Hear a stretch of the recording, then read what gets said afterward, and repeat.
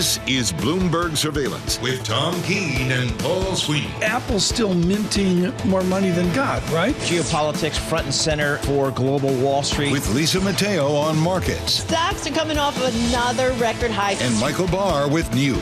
U.S. Secretary of State discussed the conflict in Gaza. The best in economics, finance, investment, and international relations. This is Bloomberg Surveillance on Bloomberg Radio. Good morning, everyone. Tom Keene, Paul Sweeney, Michael Barr, Lisa Mateo, off. But she has her iPhone. She does. And she doesn't need an upgrade. No.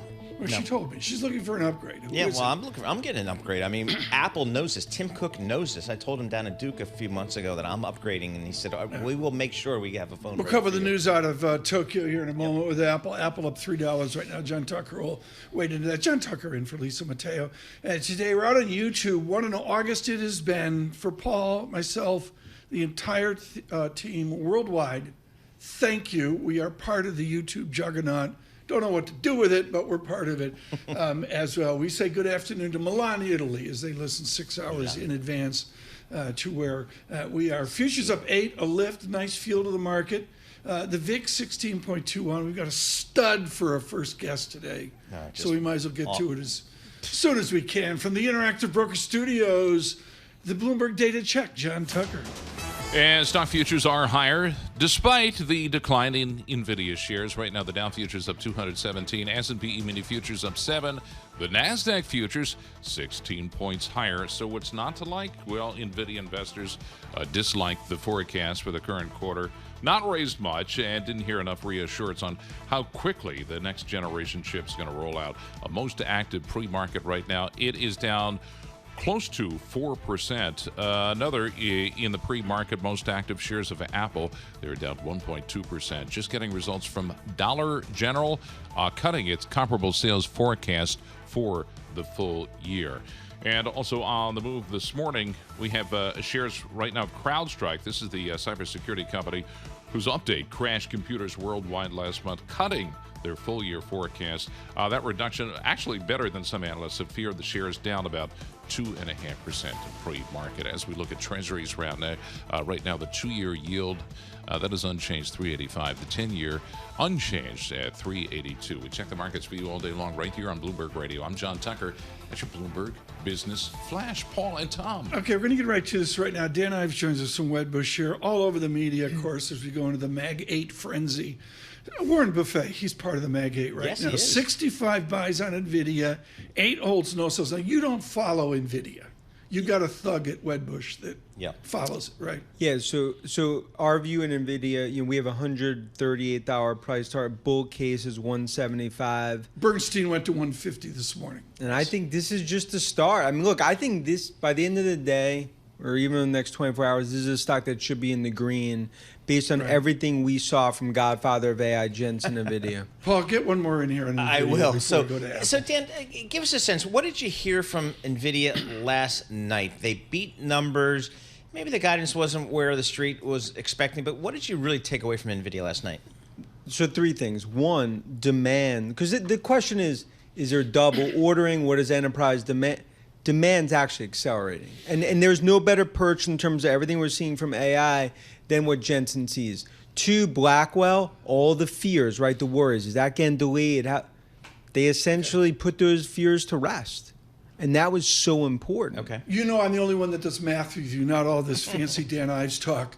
You take the 10 billion share buyback of Apple, they've been doing it for years, divided by free cash flow. You take a 50 billion statistic divided by Nvidia's free cash flow. To me, it was a ginormous announcement. Everybody's saying it's not a big deal. Was a share buyback a big deal? It's a monster deal. And also, this also goes to a company you go back 6 months ago, out year by 25, 26. People thought $2 in earnings. Now it's going to be $5 to $6. Extended time here this morning with Dan Ives. We welcome you all around the world on YouTube, on Android Auto, Apple CarPlay as well. Okay. I go to Apple, I go to the famed aggregation of Tom Secunda in the Bloomberg News, and I'm just going to read these, Paul, quickly. Mashable. Apple Music playlist now transferable to YouTube Music. University of Wisconsin denied new trial as they go after somebody. Apple orders 10% more iPhones than last year. Apple iPhone 17 rumored to arrive at the Sweeney house before September 15th. And look, the last headline, Dan Ives on Bloomberg right now. I mean, here's the news out of Tokyo. Shock. There's more iPhone orders. How do you translate that? I mean, this is the start of an AI-driven super cycle with iPhone 16. I think it's going to be a historical period. Look, we've talked about a lot on the show. 300 million of 1.5 billion iPhones, including Sweeney, haven't upgraded in 4+ years. AI, 25% of the world is going to access AI through an Apple device. The consumer revolution all starts. I'm going to push against you. Tom Keene and Paul Sweeney don't give a damn about AI.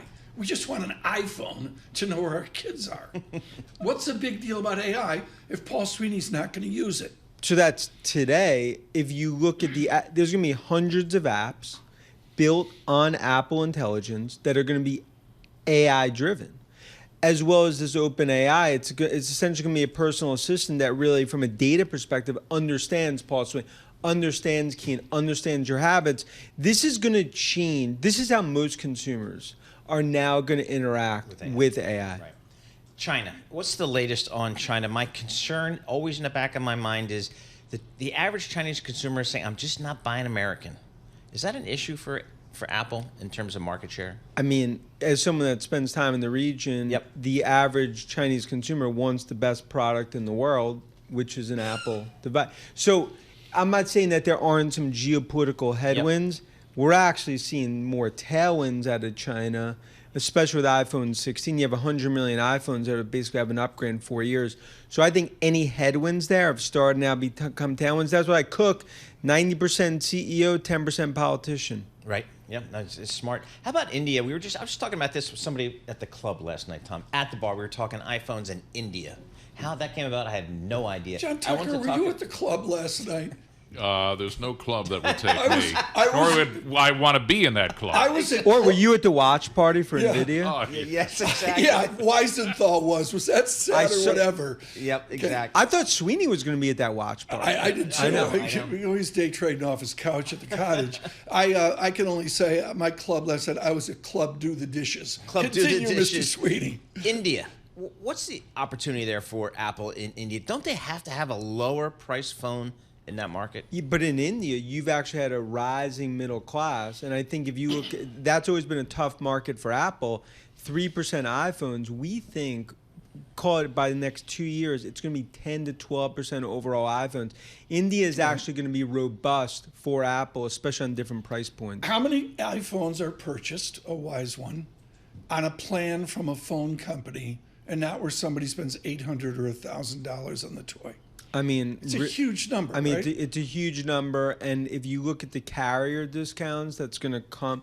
And this is the big thing. Do you have information on them you'd like to break on Bloomberg Surveillance this morning? Look, everything we're seeing, we think it's going to essentially be unprecedented types of promotion from especially U.S. carriers. Verizon, AT&T, Verizon, AT&T, T-Mobile, just because this is the time. In other words, when you think about 5G, when that came out, and now essentially AI, this is really going to be the opportunity in terms of carrier discounts. And what really starts, you talk about maturity on a smartphone cycle, this is now that consumer AI revolution that actually will go through Cupertino. And we think that's how we have a $4 trillion market cap as we go into early next year. Do you have a sum of the parts on Apple you can update for us? Yeah, so we have 1.7 trillion is what I view as the services value.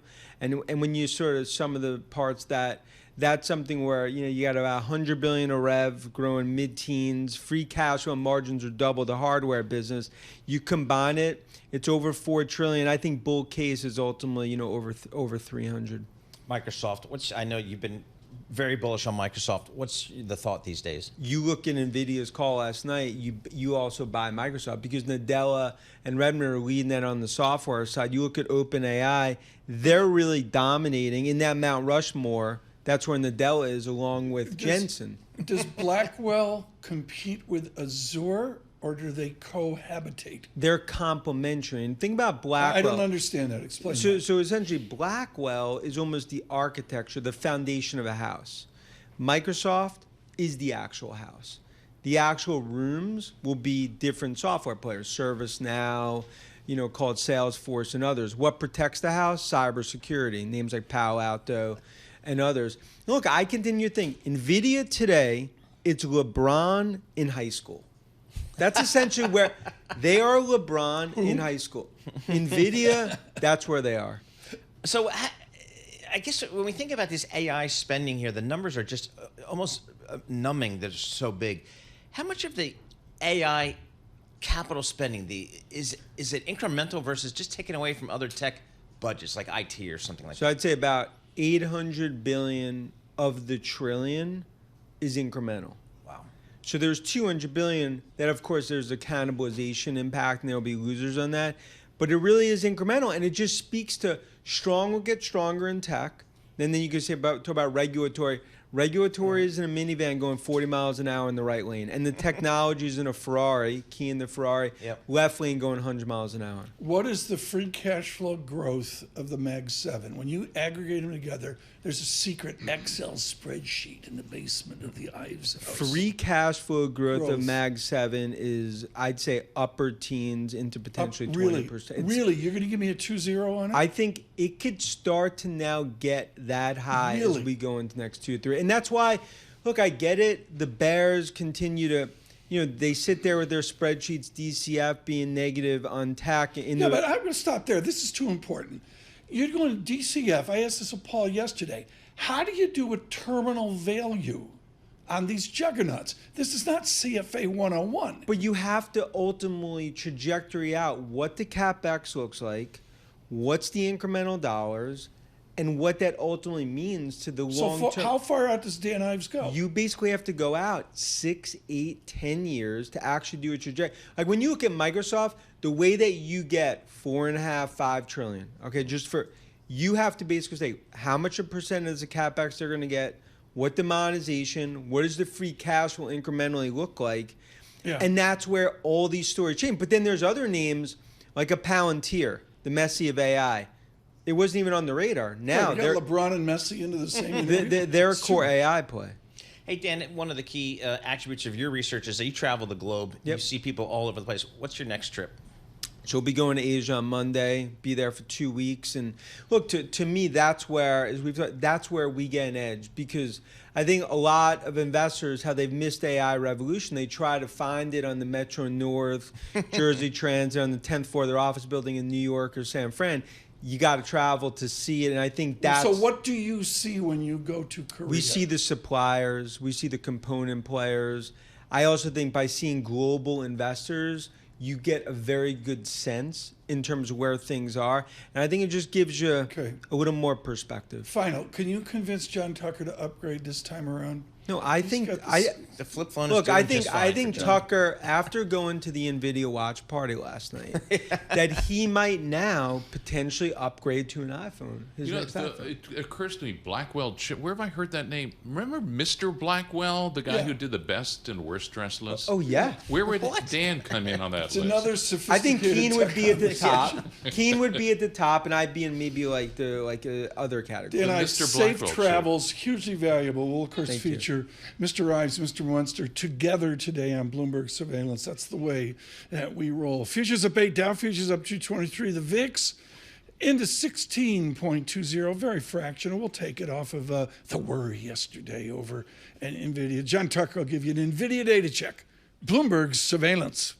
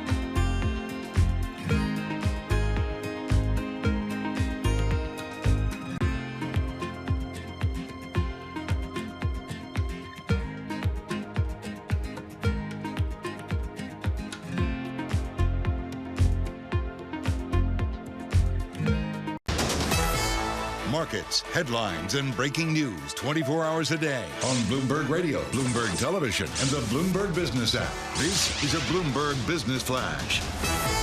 And I'm John Tucker in the Bloomberg Newsroom with this Bloomberg Business Flash. Pre-market shares of Nvidia right now down 3.7%. Their forecast underwhelming investors. Despite that, futures right now, they're getting a lift. One of the explanations for that, reduced activity in Nvidia derivatives in recent weeks might be leading to fewer hedging flows flowing into the wider market. According to Nikkei, Apple orders over 10% more iPhones than last year. Apple shares among the most active pre-market. They are up 1.4%. And then this morning, Dollar General shares, they're down almost 22% pre-market. The company cutting its full-year sales forecast. The discounters' turnaround efforts may not be working and fending off competitors. Right now, the Dow futures up 237. S&P futures, they're up 11. The NASDAQ futures, they were up 36. We check the markets for you all day long, right here on Bloomberg Radio. I'm John Tucker. That's your Bloomberg Business Flash. Paul and Tom. John Tucker, thank you so much. You've got Gene Munster coming in later. Dan Ives with a generous set of time there. But we really thought we would say, okay, what's the news flow in NVIDIA? Ed Ludlow with his conversation with the leadership of NVIDIA. We'll do that in the 9 o'clock hour. But what is the news flow for all of you waking up, particularly across the nation? What in God's name happened? We go to London and one Kay Gupta. Kay Gupta, good morning. Come in, please. Good morning. Well, what happened is it was kind of a non-event. So many people basically hyped this up. And I think it's really fascinating that they did this because for 3 days, it's been PCE, Nvidia, and then payrolls next week that have been the market movers. And then nothing happened in terms of the ripple effect. And the reasoning for that is twofold because Tom, Paul, this is the first time actually where you've actually gone into NVIDIA results in recent history where you've seen the downside actually hedge, which means so many people were selling the stock ahead of the earnings report in the days before Wednesday. And then also in terms of kind of the options market, you actually saw that protection show up in a way that what does that never mean? Translate. Listen to her. Consideration. She moves to London and she becomes jargon I know. queen. I have no idea what she just said. Explain the hedging. All right, well, I'll explain the hedging. So basically, if you're worried about Nvidia disappointing in whatever way that may be, whether that's missing their earnings, whether that's coming in softer than expected, you're basically buying insurance, for lack of a better term, that's going to protect you against that drop. Now, because so much of the activity showed up not in buying and selling Nvidia stock in the lead up to it, but really in this underlying options market through this kind of insurance or this hedge to protect you against the downside, it created basically a plus or minus move of about 10% in the stock coming off of those earnings report. And that is the exact move you saw after the earnings. But the thing is, Tom, that's why you're not seeing it shake out this morning to the extent people expected, because all happened in the lead up to it. Paul, let's talk about the fossil money. Jen-Hsun Huang killed that, owns 3.5% of Nvidia. Fidelity, State Street, FMR, Vanguard, BlackRock. Vanguard a second time, own it above. 5,900 institutions own Nvidia, 72% of the float. Exactly, Tom. I mean, it's they're not trading before 4 p.m. No, last exactly night at a right. bar. So I guess, Critty, one of the interesting things, just looking at the futures markets here this morning, we've got Nvidia down almost 4%. Yet the S&P 500 up, a little bit here. We've got the NASDAQ higher, the Dow higher. It used to be back in the day, if Nvidia was down, you'd expect the markets to be down a lot more than that, but they're not.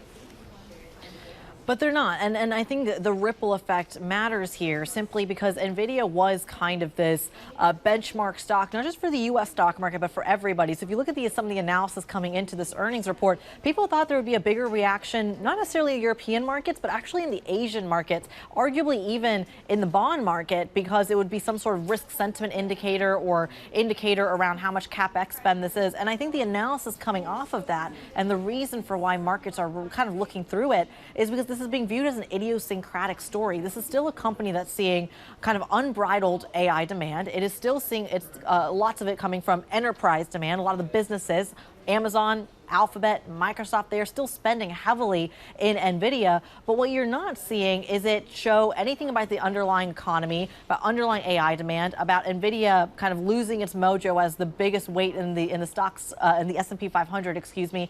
That's where it's really kind of coming down to the Blackwell story, which is their main chip, and the production delays you're seeing there. That's where you're seeing a little bit of the hiccup, where even analysts are saying this is temporary. Nvidia is going to get back on the horse.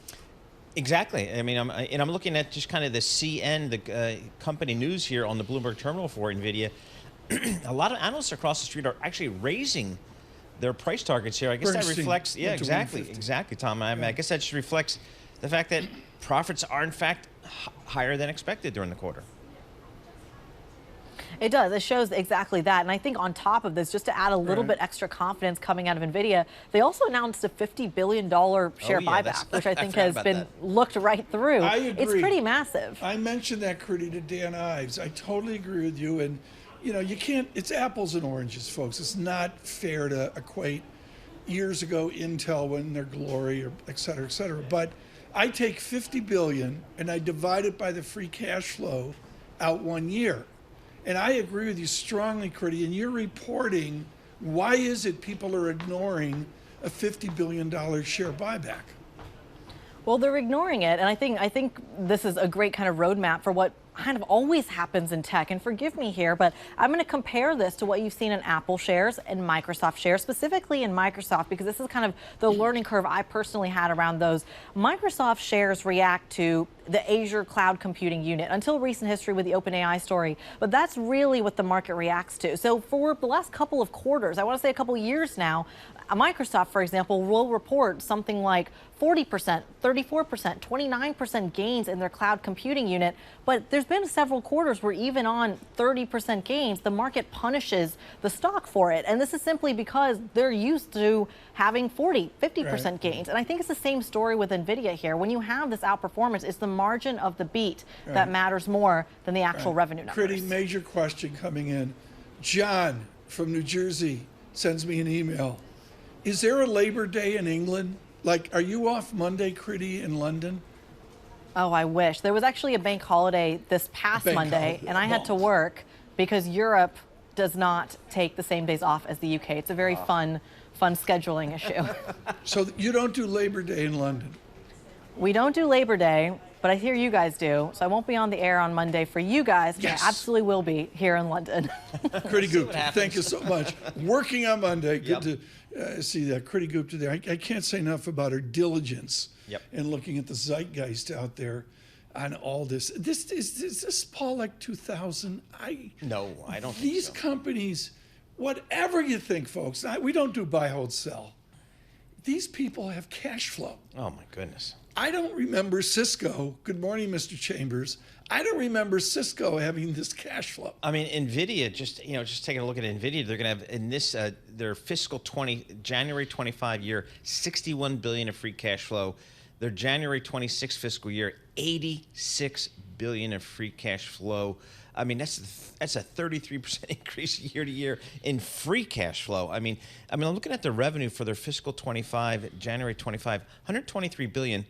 Fiscal 21, $16 billion. I mean, what are you doing there? What is that? You got to give some of it back to Mario Gabelli would say, would you just give it back to me, please? No, yeah. That's what he would say. I mean, reinvest. I have no problem reinvesting, reinvest. But when you have nowhere else to put the money, return it to shareholders. But that's not, you can't even have that conversation in Silicon Valley. A major shout out, folks, to our team. We're in August, and people here, everybody but Tucker, is trying to slip out and get a day here, a day there. You know, that's what we're all doing. I mean, we know across this nation you're doing that, and we're doing it. But our team is killing themselves within the juggling of vacations to give you the energy of conversations the last 2 weeks of August that you demand September 15th. And today's a perfect day. We got Ira Jersey, Gene Munster, Dan Ives, Critty Gupta with that nice update. Gil Luria, this is important. Gil Luria on Nvidia, and he has a neutral. He's one of the lonely eight. That'll be interesting. So for all of you across the nation, worldwide, trying to figure out what to do with this grand technological experience. I haven't mentioned yet, Terry Weissman will join us as well. News out of China a stronger yuan. We're on YouTube. Subscribe to Bloomberg Podcast. I got ducky bumps over how we're growing on YouTube. This is Bloomberg Surveillance.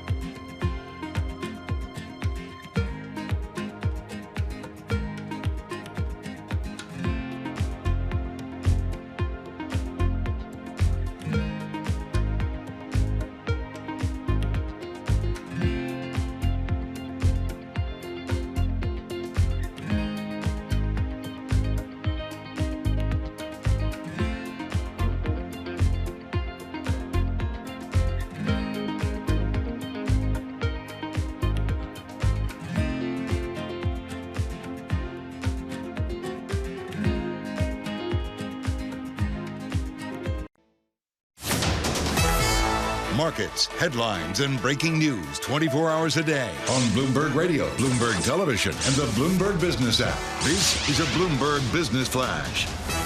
And I'm John Tucker in the Bloomberg Newsroom with this Bloomberg Business Flash with the most anticipated part of the tech industry's earnings season. Market didn't seem too impressed with Nvidia's results. Most active, it is down 4.3%, and pre-market, the new Blackwell processor lineup that's proving more challenging to manufacture.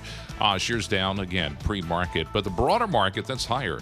There's a report Apple ordering over 10% more iPhones than last year on an AI bet. Apple shares this morning among the most active. They are up 1.5%. We did get this morning earnings from Dollar General. It's down over 23% pre-market.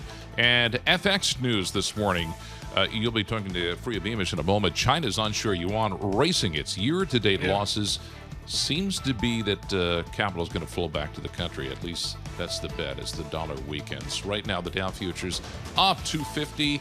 S&P E-mini futures up 8 points, and the NASDAQ futures, they're 20 points higher. We check the markets for you all day long right here on Bloomberg Radio. I'm John Tucker, and that's your Bloomberg Business Flash. Paul and Tom. John Tucker, thanks so much. You'd never catch her in a Starbucks. Not a chance in the world.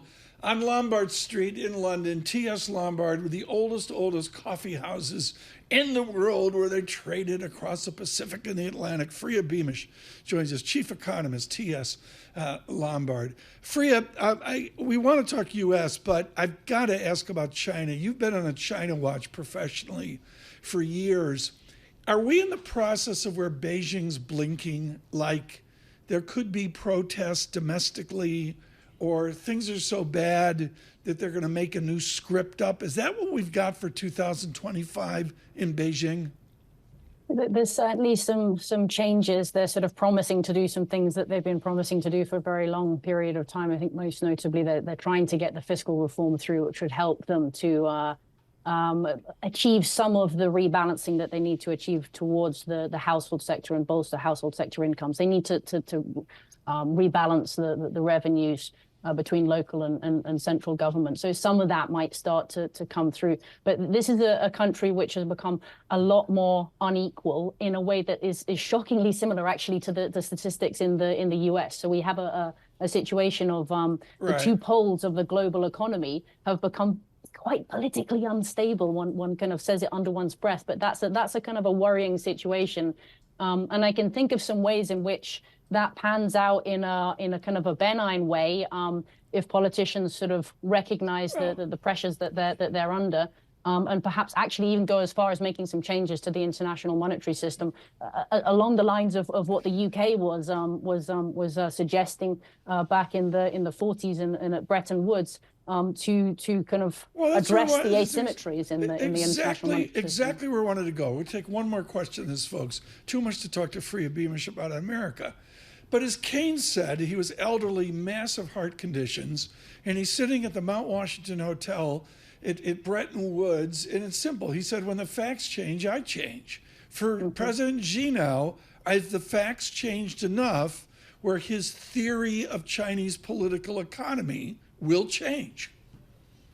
It often might take more pain for that to happen. I think what needs to happen for things to remain kind of stable is a recognition that there is an asymmetry in the international monetary system, and the U.S. has been carrying global growth. And I'm talking about final demand here, not just kind of investing that is built on unsustainable debt. There's an asymmetry between the surplus nations and the deficit nations. My one piece of hope here is that the country that was making these arguments in the 40s, Keynes, he was kind of on his way out, and so was the UK as a global economic superpower. The US, in my opinion, is not on its way out as a global economic superpower on a kind of a medium-term basis. Certainly, stocks that are exposed to the real economy and the sort of the repressurization of the U.S. economy are where I'd want to be. But that gives me hope also in the sense that there could be something that happens over the next kind of 2 to 3 years that does start to redress those imbalances, because it's now the U.S. that is the deficit nation, and China is in no position to run the kind of deficit. It's in no position to be the point of highest pressure in the global economy that would be required for it to really be calling the shots on a global economic standpoint. It's the US that still has that economic power,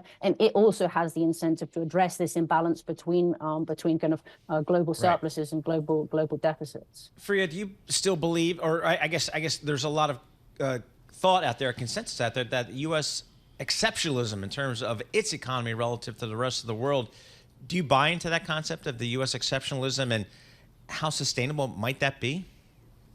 I think, again, going back to the political side of things, when I look at kind of Trump, when I look at Harris, no matter who it is, there has to be some recognition that the U.S. is trying to repressurize its system. And what I mean by that is essentially to allow wage growth to sort of run its course, not to the extent that inflation expectations become disanchored, but to the extent that you start to get these nice relationships between wage growth, incentivizing investment, because investment then means investment has to be made in order to push back against wage growth, and then your unit labor costs remain contained. And at the same time, you actually have consumers that have enough income to buy the product that they're making in the aggregate. That's the lovely situation that we want to get back to there. And it's also a very nice situation for productivity growth. The worry is that the rest of the world is not really getting on board with the idea of repressurization, whether it's Europe, whether it's China. There's just not that kind of political shift yet to really get there. And that might be because there's not the same degree of inequality that has been reached in the US. So the problem, again, comes back to the international monetary system and the fact that as soon as the US tries to repressurize, it just leaks abroad through a stronger dollar. And that's not something that is sustainable from a political standpoint. And we see kind of Trump trying to, I mean, maybe he doesn't think about it like this, but I think about it like this as an economist when I see him withdrawing from defense in the rest of the world. What that really says to Europe is do some defense spending, which actually happens to be something that would repressurize the system because it's something that has a very high fiscal multiplier. It's something that is a reasonably inflationary form of fiscal spending. Right. And these types of actions, which are kind of evidenced, the result of a political system that has been pushed to the opposite of extreme of what we saw in the 70s. Now we've got under-pressurization. In the 70s, we had over-pressurization. Yep. These types of policies are the symptoms of that. Freya, we heard from the U.S. Federal Reserve Chairman Jay Powell last Friday at Jackson Hole that he is seemingly open to cutting rates and cutting rates now. What did you take away from his comments, and maybe kind of what do you think that means for the global economy? Yeah, we've been really waiting for them to take that victory lap for quite some time now. I hope he's taken it in time. I think from a cyclical standpoint, we're starting to see that evidence that it's necessary for them to really be kind of cutting rates now. When we've got this debate going on between kind of those that follow the Psalm rule and those that follow the rather ironically named Perkins rule after my colleague Dario Perkins, we're still not kind of jumping on that recession bandwagon at this stage in the game, in the sense that for the Psalm rule to be triggered without this kind of ironically named Perkins rule already having been triggered is quite a rare event, by which I mean that unemployment rate is normally rising after we've already seen declines in the employment rate, which is to say that normally you have that kind of weakness coming through in employment first, when actually what's happening right now could almost be seen as a kind of a good development with high demand, with strong demand, having brought supply back online, and the result of that having been an increase in the unemployment rate. So it's not a normal Psalm rule triggering in the sense that we haven't had declines in unemployment yet. So then we're just left with this question of has the Fed left it too long? And I think, probably they've left it a little bit too long, but not irredeemably long in the sense that there aren't these massive imbalances that need to be corrected. Freya, have you ever gone to the Jamaica Winehouse coffee shop in London back to 1652? I have a terrible admission to make that I can't actually drink coffee. So I'm really sorry to burst that impression of me, but I can't drink coffee, yeah. I'm so sorry. I haven't been there, but maybe I should go just for the atmosphere. Just go. I mean, Samuel Pepys went there. Why shouldn't Freya Beamish? Yeah. I mean, I'll go and have a look. I mean, we don't have this in New York, John Tucker. We don't have this. Oh, and what about the Baltic Cafe where the freight rates were but we just determined? go to Charbucks and, order some pumpkin spice. Great legacies of coffee houses there. That's where the action took place. Yeah. Okay. Freya Beamish, thank you so much, particularly the comments on China. I'm fascinated by this. To review that, John Tucker touched on it earlier. You've got a tangible move of strength in the Chinese renminbi, 7.09. That's a smaller number is a stronger yuan, a stronger renminbi. And that's a really tangible move off news and also the politics, the Biden administration, the Xi administration, if you will, getting together, and there's different comments among leaders about hand-holding, as I guess what I would call it. We'll have much more on that off of our government team in Asia, particularly into the Asia morning, and we'll do that, of course, on Sunday as we stagger Friday through the American holiday as well. So you're not here till Tuesday? Yes, exactly. Why? Where else am I? I got to be the Jersey Shore, right, John Tucker? I mean, Labor I'm Day here weekend. Friday. It looks like a pretty good weekend. The Bars final here Saturday. weekend of summer. Bars here Saturday. You know, I mean, Critty's working Sunday. Yep. I mean, Sweeney's taking Just 8 days out. off. Just no commitment whatsoever. That's where we are. Futures up 13. Dow futures up 250. In a stick, the VIX, a better space. News on Apple. We'll go over that here in a moment. Apple advances 16.09 on the VIX. With our news in New York City, Michael Barr. Thank you very much, Tom, Paul, John. Vice President Kamala Harris and her running mate, Minnesota Governor Tim Walz, will sit down for the first major TV interview of their presidential campaign. Tonight's live interview will be on CNN. We get more from Bloomberg's Julie Fine.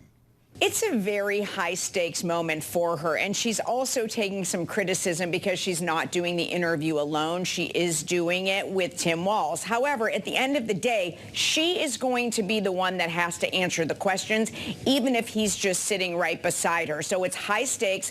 It's the first time it is that situation. It is a one-on-two. Bloomberg's Julie Fine.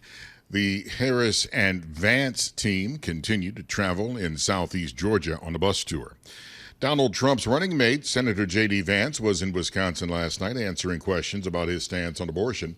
Senator Vance says the way the Trump-Vance ticket sees it, the voters should decide their own state's abortion policies. I recognize that a lot of people don't agree with my views on abortion. A lot of people may not agree with President Trump's views on abortion. And I think that's why what the president has said makes a lot of sense. We need to let the voters of the individual states make these decisions. National Security Advisor Jake Sullivan just wrapped up talks with China's President Xi Jinping in Beijing today. While both countries promoted unity and cooperation as a stable source of world peace, Sullivan saying at his press briefing he asked China to reconsider their role in assisting Russia's war in Ukraine. We remain deeply concerned about China's support for Russia's defense industrial base and its impact on both European and transatlantic security, not to mention on Russia's brutal aggression against Ukraine. National Security Advisor Jake Sullivan says other issues on the table included China's synthetic illegal opioid imports. Global news 24 hours a day, whenever you want it, with Bloomberg News Now. I'm Michael Barr. This is Bloomberg. Tom, Paul, John. Paul, I got to get this out of the way earlier. Yep. I'm not going to be able to do this in the 9 o'clock hour. Since the middle of August, like August 10, the Detroit Tigers have played 15 games, and they've lost 3, including taking a series from the dreaded New York Yankees, sweeping Seattle. I mean, this is not just about Chicago and L.A. What is the difference in the Kool-Aid out in Detroit, Michael Barr? Well, right now we're putting it together with baling wire and tape. I'm trying to figure this out. I mean, okay, it's the a White bunch Sox, of 23-year-olds on steroids, exactly. right? Yeah, that's exactly what we're looking at. Now, the White Sox, well, they just lost their third. 31 and 103 for the White Sox. Yeah. Wow. But so, I mean, that's the benefit of the Detroit Tigers. They're 2 games over 500. That's right. That's not bad. They're behind the Red Sox. I mean, they could be a wild card. It's amazing. Bloomberg Surveillance, Tiger Baseball.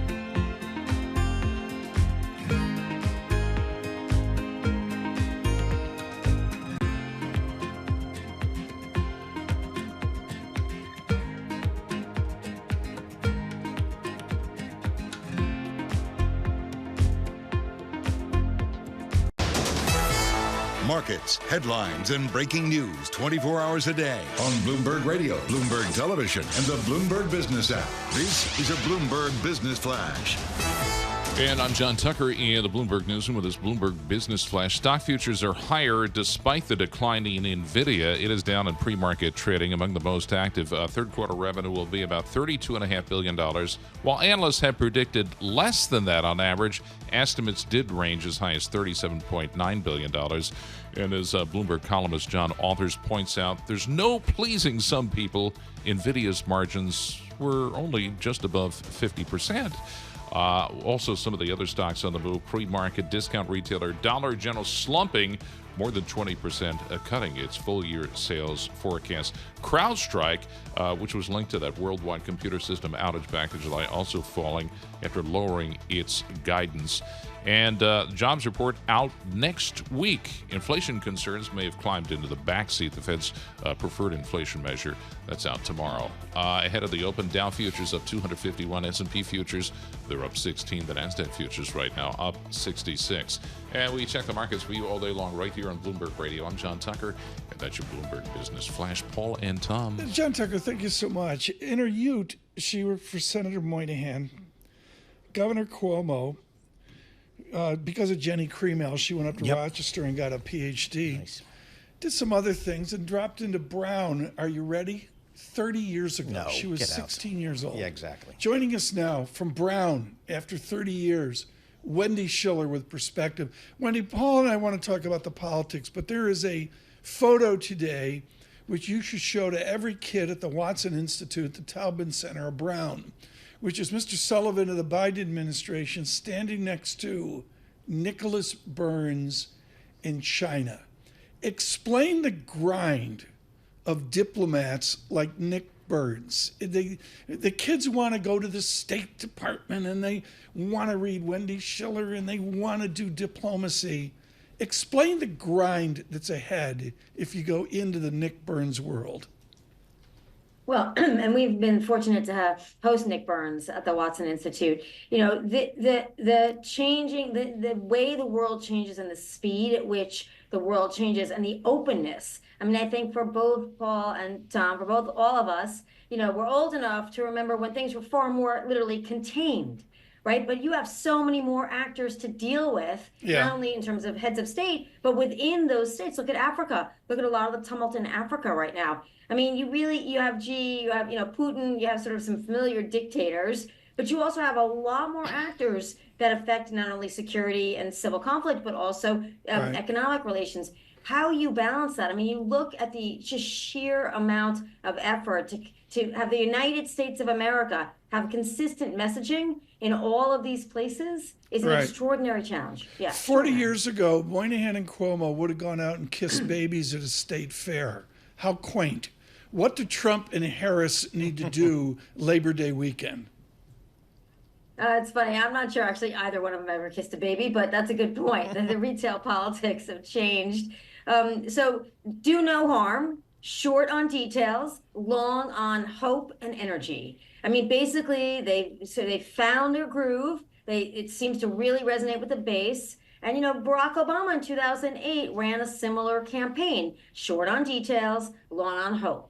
And I think that's what they have to do. And they just have to be, frankly, more like the Republicans. Stick with a message you think will work and just don't veer from the plan. The problem for the Trump campaign right now is he's veering from the plan. So, Wendy, I guess one of the questions is we've seen some pretty solid momentum for Vice President Harris since she was, elevated to the top of the ticket here, had the convention, seems to be riding, I guess, a pretty nice honeymoon here. If you're former President Donald Trump, what do you do here? I mean, it's like sports. You just make some sports references, right? Like the US Open in a tennis match. You can be ahead, you can be winning, and then boom, a couple games later, the momentum's changed. So I think he's got to find a way to disrupt the momentum. I think they're really looking at the September 10th debate. The campaign is, maybe not Trump, as a way of tripping her up and reminding voters why she flamed out in 2020 when she ran for president. So he's going to have to dig deep and personal against her, particularly that 2020 campaign, and try to knock her off her perch in that debate if he shows up for that debate. And I think this time the script is flipped, and it's much more important for Trump to show up for this debate than Kamala Harris. Do you expect him to show up? And if so, how do you think this debate might play out? I mean, I think he thinks he's a great debater, and he did really well against Biden, and he's done really well in the Republican primaries when he debated those.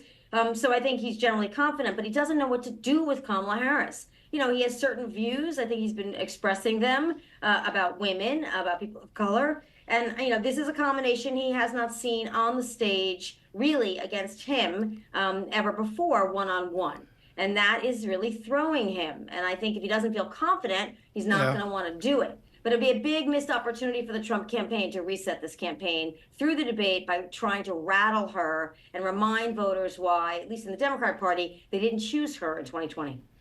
I find fascinating, Wendy, in the debate, and I have no understanding of this, but in your scope of debate history back to Nixon, Kennedy, have we ever had someone standing at a podium, a lectern, that worked in the San Francisco DA office or was a city attorney or a DA or a prosecutor? I mean, from her youth, forget about all the modern stuff. Today's thing is the tan suit. Yeah. It's today's idiocy. Wendy, have we ever had somebody stand at a lectern like that who has trial experience? Well, I mean, we certainly have. I mean, if you go way back, you certainly have John Quincy Adams. If you go way back, I remember people who are pretty good at the law, and you remember that. But nobody with this kind of experience as a woman. And let's not forget that is still an important variable in this election cycle. We have not reached the point in America where running as a woman is not a distinctive element of a campaign. It still is. So she has to balance that sort of prosecutorial demeanor, and she's tough, and she'll be tough on foreign policy and tough on the border, with also the appeal she can have as a woman crossing over, particularly in an era when reproductive rights are challenged. So this is still a challenge because she's a woman, and particularly on that debate stage, how she comes across. And that's what Trump will try to exploit. That if he makes her be too tough, then maybe she turns some people off. And I think, that's what they'll look to do. Hey, Wendy, VP Harris is going to have, along with her running mate, an interview with CNN here.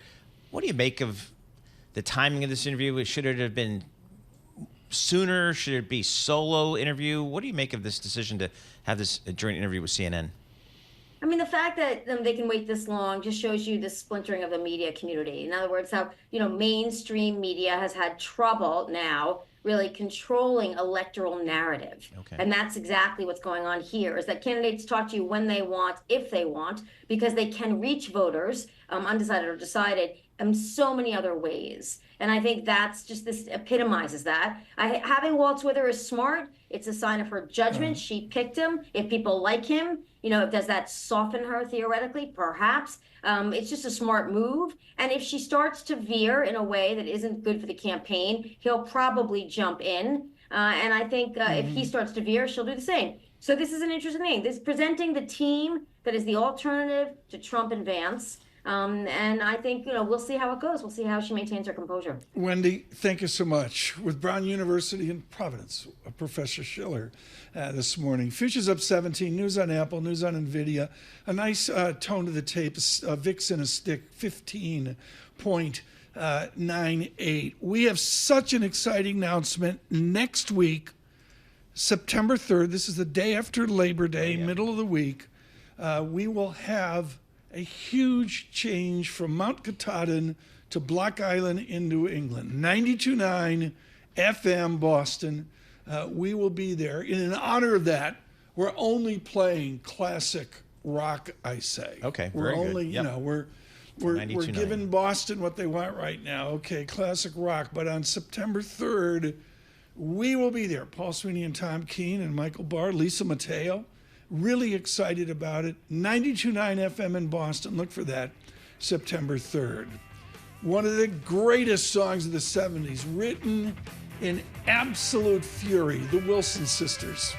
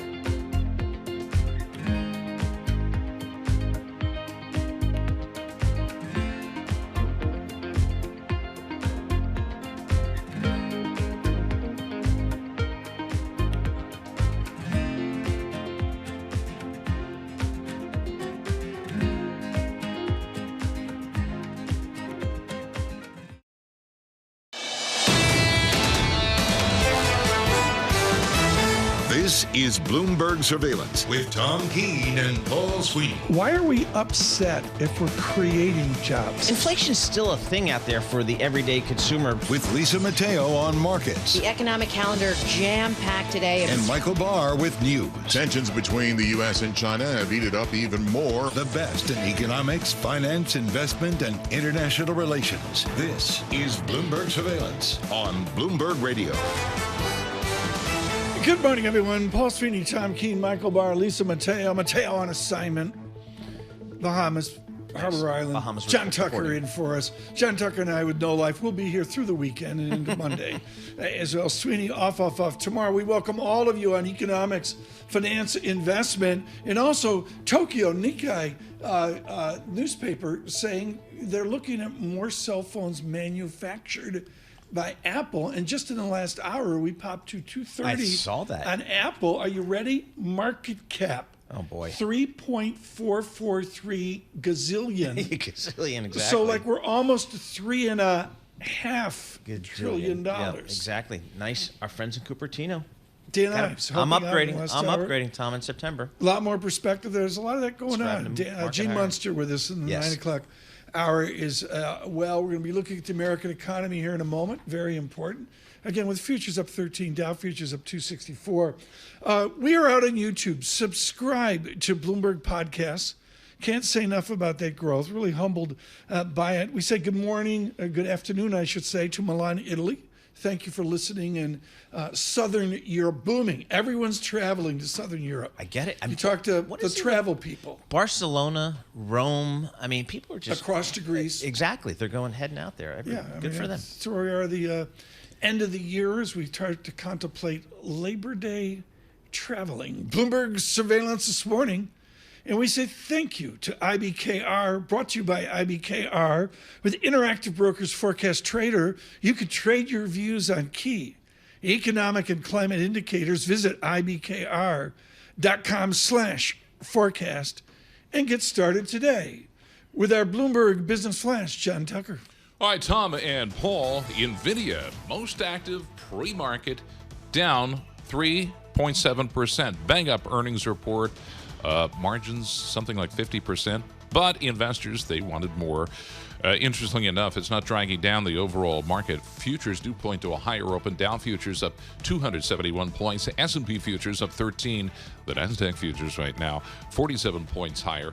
As Kriti Gupta told us, reduced activity in Nvidia derivatives recently might be leading to fewer hedging flows, pulling the wider market down. Dollar General, one of the standouts this morning, slumping more than 20% after cutting its full-year sales forecast. A cybersecurity firm, CrowdStrike, linked to a worldwide computer system outage back in July, also falling after lowering its guidance. And as you mentioned, Nikkei Asia reporting Apple orders over 10% more iPhones than last year. This is an AI bet. Apple shares among the most active right now. They are up. Apple shares up 1.5%. And we check the markets for you all day long right here on Bloomberg Radio. I'm John Tucker. That is your Bloomberg Business Flash. Paul and Tom. John Tucker, thank you so much. Out of Bath. Bath. The next time we go to London, Tom, we need to take the train to Bath. I've heard it's stunningly beautiful. I have been there. I spent a magical, cloudy London day there. The Roman baths are spectacular. Yep. I really want to go. The cathedral, it's a lovely train ride out there. And after the third Guinness, I don't really remember the rest of it. It's all good. It's no problem there. Blerina Uruci joins us right now from Rowe Price with their wonderful academics out of Bath and LSE as well. Blerina, we had HSBC in here, I think it was yesterday, day before, with a brilliant separation of the consumer in America. Not, east-west, right-left politics or anything, but the haves and the have-nots. How polarized is the American consumer? I think there are a couple of ways in which you can characterize this. One is the fact that the savings buffer and the balance sheet of the consumer at the bottom, 20 to 40%, is significantly weaker than the rest, more well-off consumers in the economy. They ran out of pandemic savings sooner. They didn't build their cash buffers as much. And also the other thing that has been hitting the lower-end consumer more than upper-income quantiles is inflation. We know that this proportion of the economy spends more on necessities like food and energy, gas at the pump station, and this is where inflation has hit the hardest. I think what has compensated a bit for this hardship in terms of inflation and cash balances has been the fact that the labor market has been so strong and so hot that income growth and wage increases have been higher for those workers at the lower end of the scale or the lower end of the income distribution. So we've seen average hourly earnings for retail hospitality increase more than other services parts of the economy. So, Blerina, what did you make, given that backdrop of, this economy is still pretty solid position, but the Fed on Friday out in Jackson Hole, Fed Chairman Jay Powell seemed to really signal that they are open to cutting rates as soon as September. Does that seem reasonable to you? So I think this has been, he telegraphed pretty well that September is now a done deal. And I think for the markets, the question is, what will be the size of the cuts initially and the pace going forward? We still don't have much clarity about the terminal rate in this business cycle. And notable that Chair Powell, again, did not comment on R-star and equilibrium interest rates. So I think we have a bit more uncertainty about the pace of cuts and the terminal rate. But we're starting the cutting cycle. To your question, is this the right thing? Why are we starting to cut interest rates at this point? We go back to the labor market. When you look at the July payroll report, we're talking about the magnificent sevens in the stock market. We have a magnificent 5 in the labor market with government, education, health services, retail, hospitality, driving about 100K of the job increase. In total, the economy produced 114K net jobs. So you see how much of job creation is being driven by this subsector. And I think the Fed is worried that tight interest rates or high interest rates are restricting growth in the other more interest rate sensitive parts of the economy. And that's why I think they don't want to be behind the curve. They want to start that easing cycle to make sure we don't have a more abrupt labor market correction. Okay, I'll go there, but give me the horse and the cart, Blerina. This is what you do when you've amassed some LSE. You nail the horse and the cart. Blerina, give me the horse and the cart. The bond market's clearly signaling price up, yield down. Not like China. It's a different story. Is the bond market ahead of the Fed, or when the Fed cuts, do we get further price up, yield down in bonds? I think the market is ahead of the Fed. My view is that we do have some softening in activity and some loosening in the labor market, but the economy is not weak. And so what we're seeing in this business cycle is that the market gets way ahead of the Fed. This happened back in December, January as well. That loosens financial conditions, and in some way it provides a bit of a positive impulse, growth impulse to the economy. I think we're doing that again now, but the economy overall is not weak. I don't think we are about to enter a recession. And so the market, I think, has gone ahead of itself, is probably pricing in more cuts than the Fed needs to deliver. Now, let's be clear. I think the Fed wants to start easing monetary policy, wants to bring interest rates in a place where they are more balanced, not as restrictive as they are right now. But I don't think that they'll go all the way to where the market is in the next 12 months.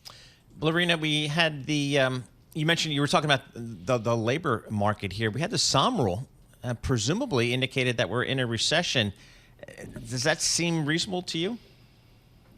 I mean, this is a very interesting question. It's Chair Powell characterized it as a statistical normalcy, something that has tended to happen historically. And it's very unusual that this time around, we're seeing this type of increase in the unemployment rate with the economy being as strong as it is. Historically, when the unemployment rate has increased so much, we've had negative consumer spending growth.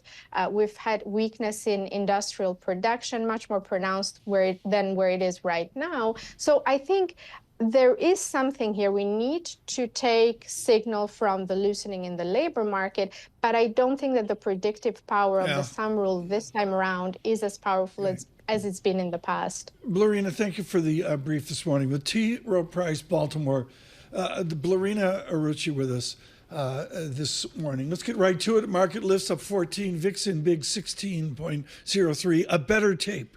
With our news in New York City, Michael Barr. Tom, Paul, John. Vice President Kamala Harris is getting ready for her first interview as the Democrats' presidential nominee. She'll sit down with CNN's Dana Bash alongside her running mate Tim Walz. Brown University political scientist Wendy Schiller has more on the stakes tonight. She's conducted many interviews, right? I mean, in all of her political career. So it's not the interview itself. It's the new role that she has and setting the tone for her candidacy. And I think that's what people are looking for. So, you know, when you have a captive audience like the DNC or these rallies, you can give whatever speech you want, but you're not answering somebody's question, which may or may not make you uncomfortable. Wendy Schiller of Brown University. The interview airs tonight on CNN at 9 p.m. Wall Street time. Donald Trump will campaign in Michigan and Wisconsin. Meanwhile, J.D. Vance was in Erie, Pennsylvania. Vance praising Trump's recent visit to Arlington National Cemetery and blasting the troop withdrawal in Afghanistan 3 years ago while placing the blame with Vice President Harris. Kamala Harris is so asleep at the wheel that she won't even do an investigation into what happened, and she wants to yell at Donald Trump because he showed up. She can go to hell. The Trump administration initially negotiated the terms of the troop withdrawal from Afghanistan. Meanwhile, a defense official says Donald Trump's campaign was warned about not taking photographs before an altercation at Arlington earlier this week to honor service members killed in the Afghanistan war withdrawal. U.S. National Security Advisor Jake Sullivan told Chinese leader Xi Jinping President Joe Biden is looking forward to talks with Xi in the coming weeks. Xi told Sullivan in Beijing the U.S. should see China's development as an opportunity as both sides seek to stabilize ties. Sullivan after the meetings. These were constructive, candid, substantive conversations. We believe that keeping lines of communication open is critical. Global news 24 hours a day and whenever you want it with Bloomberg News Now. I'm Michael Barr, and this is Bloomberg. Tom, Paul, John. Labor Day weekend. Shang-Chi and the Legend of Something. Halloween. The Equalizer 3. Lawless. The Debt. Variety 2024. Deadpool and Wolverine to top box office yet again over desolate Labor Day weekend. I mean, you need to explain to me where your industry is October 1st. I have, Tom, the good thing is that the Deadpool thing has been just a bonanza thing again. So that you can still get billion-dollar box office, Tom, but 2024 slate of new movies has been impacted by the writer's strike and the actor's strike from last year, which pushed a lot of stuff from 2024 into 2025. So what all the big studios are telling you, what the theater operators are telling you is, wait for 2025. It's going to be It's a movie about Ronald Reagan. The Crusader, Ronald Reagan and the fall of... Hey, there's going to be a movie about Bruce Springsteen coming up. Is there? Yeah, and the kid from, what's his name? The dude from, I don't know. He's going to be in it. But anyway, the movie about Bruce Springsteen coming up. So I'm looking forward to that. That's going to be in 2025. I saw a Bruce video of 1988. YouTube Premium is great. Oh, yeah, fantastic. We're on YouTube, folks. Get YouTube Premium. I love it. And so there's Bruce, 1988 with Clarence. Yep. They're all very young. Yep. They're in Norway. Yep. It was amazing. Yep, I mean, it's really from another Still time and rocking place. today. It's 70-some-odd years old. Futures up 12 from New York City. This is Bloomberg Surveillance.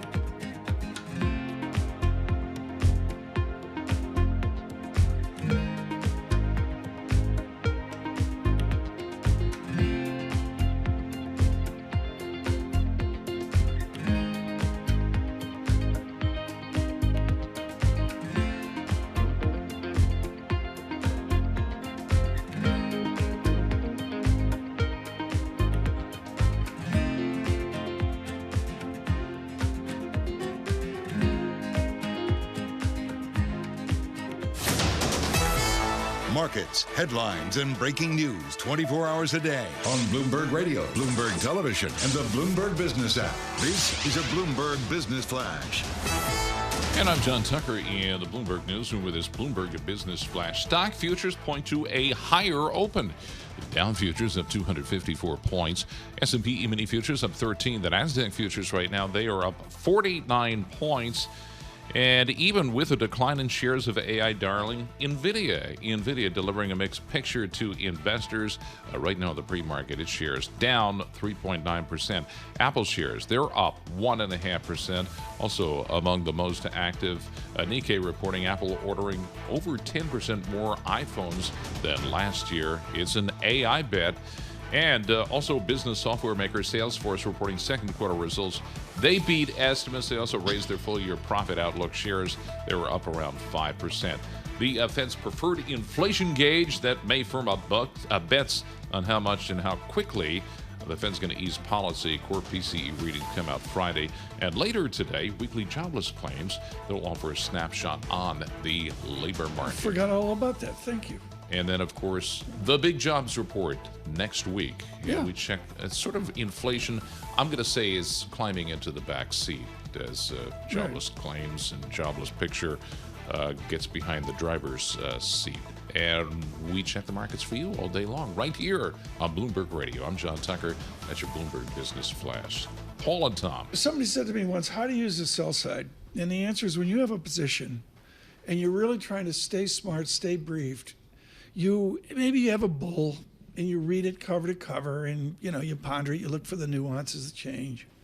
But if you have a belief in a stock, you go the other way and read the people, if you're long, who are more cautious.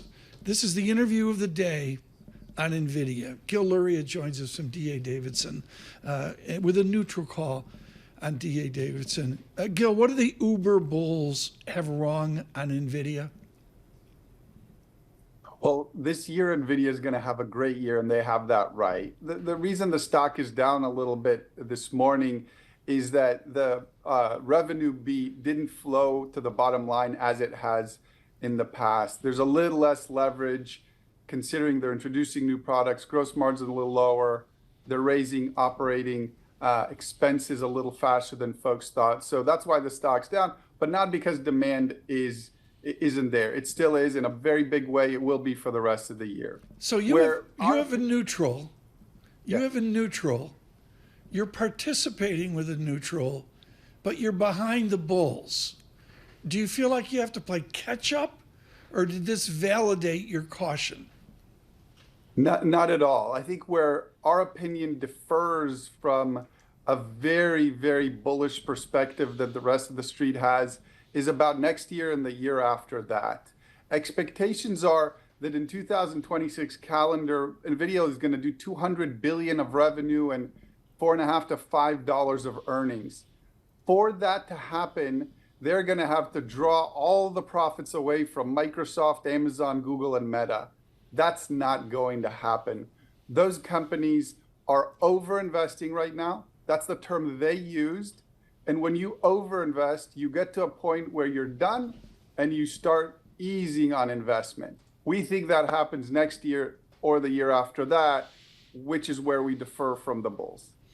Gil, talk to us about the competitive landscape here. A lot of folks, including myself, are just kind of surprised that Nvidia seems to have not cornered the market, but have such a strong competitive position in the chips that are fueling or in demand for AI. Where's everybody else? Well, their chip competitors, both legacy and up and coming, are really just nipping at their heels. They're not a real threat anytime soon. They're just going to take some market share here and there. The real competitive threat is from NVIDIA's own customers. Google has a chip that's as good as NVIDIA's. They're using it wherever they can. Amazon has very good chips that they're using wherever they can. Microsoft and Meta are ramping up their own chip production. So NVIDIA isn't going to lose a lot of share to other chip companies. They are going to be able to sell less into those core customers. And that's going to be part of the story over the next couple of years, is that these big customers at some point are not only are they going to pause on overall spend, they'll replace a lot of the spend on NVIDIA using their own chips. What does NVIDIA say to that risk? What's the rebuttal there that maybe their customers are going to be less reliant on their chips?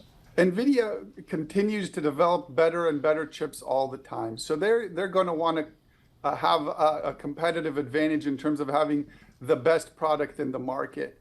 And that will help to some extent, but realistically speaking, that's only important for some use cases. For most use cases in AI, what Google has is sufficient, what Amazon has is sufficient, and eventually what Meta and Microsoft have will be sufficient for most of the workloads. All NVIDIA can do is maintain its lead at the high end of the market. Okay. But again, that's not going to be enough to get them to $200 billion in 2 years. But are they mini Apple where they do use of cash? They announced a 50 billion share buyback. I got 50 billion share buyback on a 61 billion free cash flow for next year. Is 50 billion ginormous or a rounding error, Gil Luria? It'll only add, at the current stock price, it really only adds a point or two of cash return to shareholders, which is nice, but not enough to justify where the stock is now. And let's not forget, they're using that cash that way because either they can't invest more in their business and get a return, or they can't make acquisitions, they'll give them a return. So that actually doesn't really move the needle very much. I think expectations were that they'd be able to leverage that cash for more growth, What they're saying Right. is, no, that's really not available to us. And so we're just going to send it back to shareholders, which again, another point or two of return to shareholders is nice, not enough to justify the high expectations for the next couple of years. With your neutral rating, comment on, then Paul mentioned this earlier, the idea of Nvidia is a one-trick pony. I mean, we get Microsoft's diversified, Apple services, what else, Paul? I mean, Amazon, yeah, sure. books, Yep. whatever. Is Nvidia a one-trick pony to Gil Luria? The short answer is yes, but boy, what an impressive trick. Let's not forget that without NVIDIA, we wouldn't have all the exciting generative AI conversations that we're having now. Mr. Wang and NVIDIA are responsible for the AI revolution as much as Mr. Musk and Tesla are responsible for the EV revolution. In the annals of history, that's how they will be remembered. It is a very impressive trick. Having said that, having 99% of your sales come from non-recurring hardware sales, it does not justify the types of valuation NVIDIA is carrying right now. Hey, Gil, is their chip that much better than competitors here? The chip itself is somewhat better, but what they've done a great job is wrapping it around into a box that contains the chip, a CPU, wiring, firmware, CUDA software. So that bundle is actually very hard to compete with, again, for other chip companies. The only companies that can reproduce this type of performance are, again, those very, very large customers that have invested in their own chips over the years. This has been a clinic. Gil Luria, thank you so much. Just outstanding. I can't say enough about the guest quality today. Ives, Luria, and Gene Munster to come on technology. Solid. I learned a lot there. I did too. I love getting, as you mentioned, Tom, getting the kind of the counter argument, the non-consensus argument on some of these stocks is really valuable. And Gil, well-informed, I think reasonable argument on the downside. I can't say enough, folks, about if you have either way, a belief in a stock, it's terrible, a belief in a stock, it's great. You know, you look at the great people at Barron's, okay, all the stock talk and all that. Read just as intently the guy on the other side of the fence from your view. That's what we try to do there with Dan Ives, Gil Luria, and we'll do that in the next hour with Gene Munster as well. John Tucker on it. Claims Thursday. I know. We're here. Do they use Nvidia 4 chips, minutes away. 4 minutes Bureau of away. Labor? John Tucker's going to be all Also, over. revisions. Well, the second reading on second quarter GDP. So. Okay. listen here. How many readings do we get on GDP? 5, 50. 6, 20. Futures up 14, Dow futures up 251. Apple, maybe they're going to make some more phones. They lead the way. The VIX 16.01. From New York City, claims in 4 minutes. This is Bloomberg Surveillance.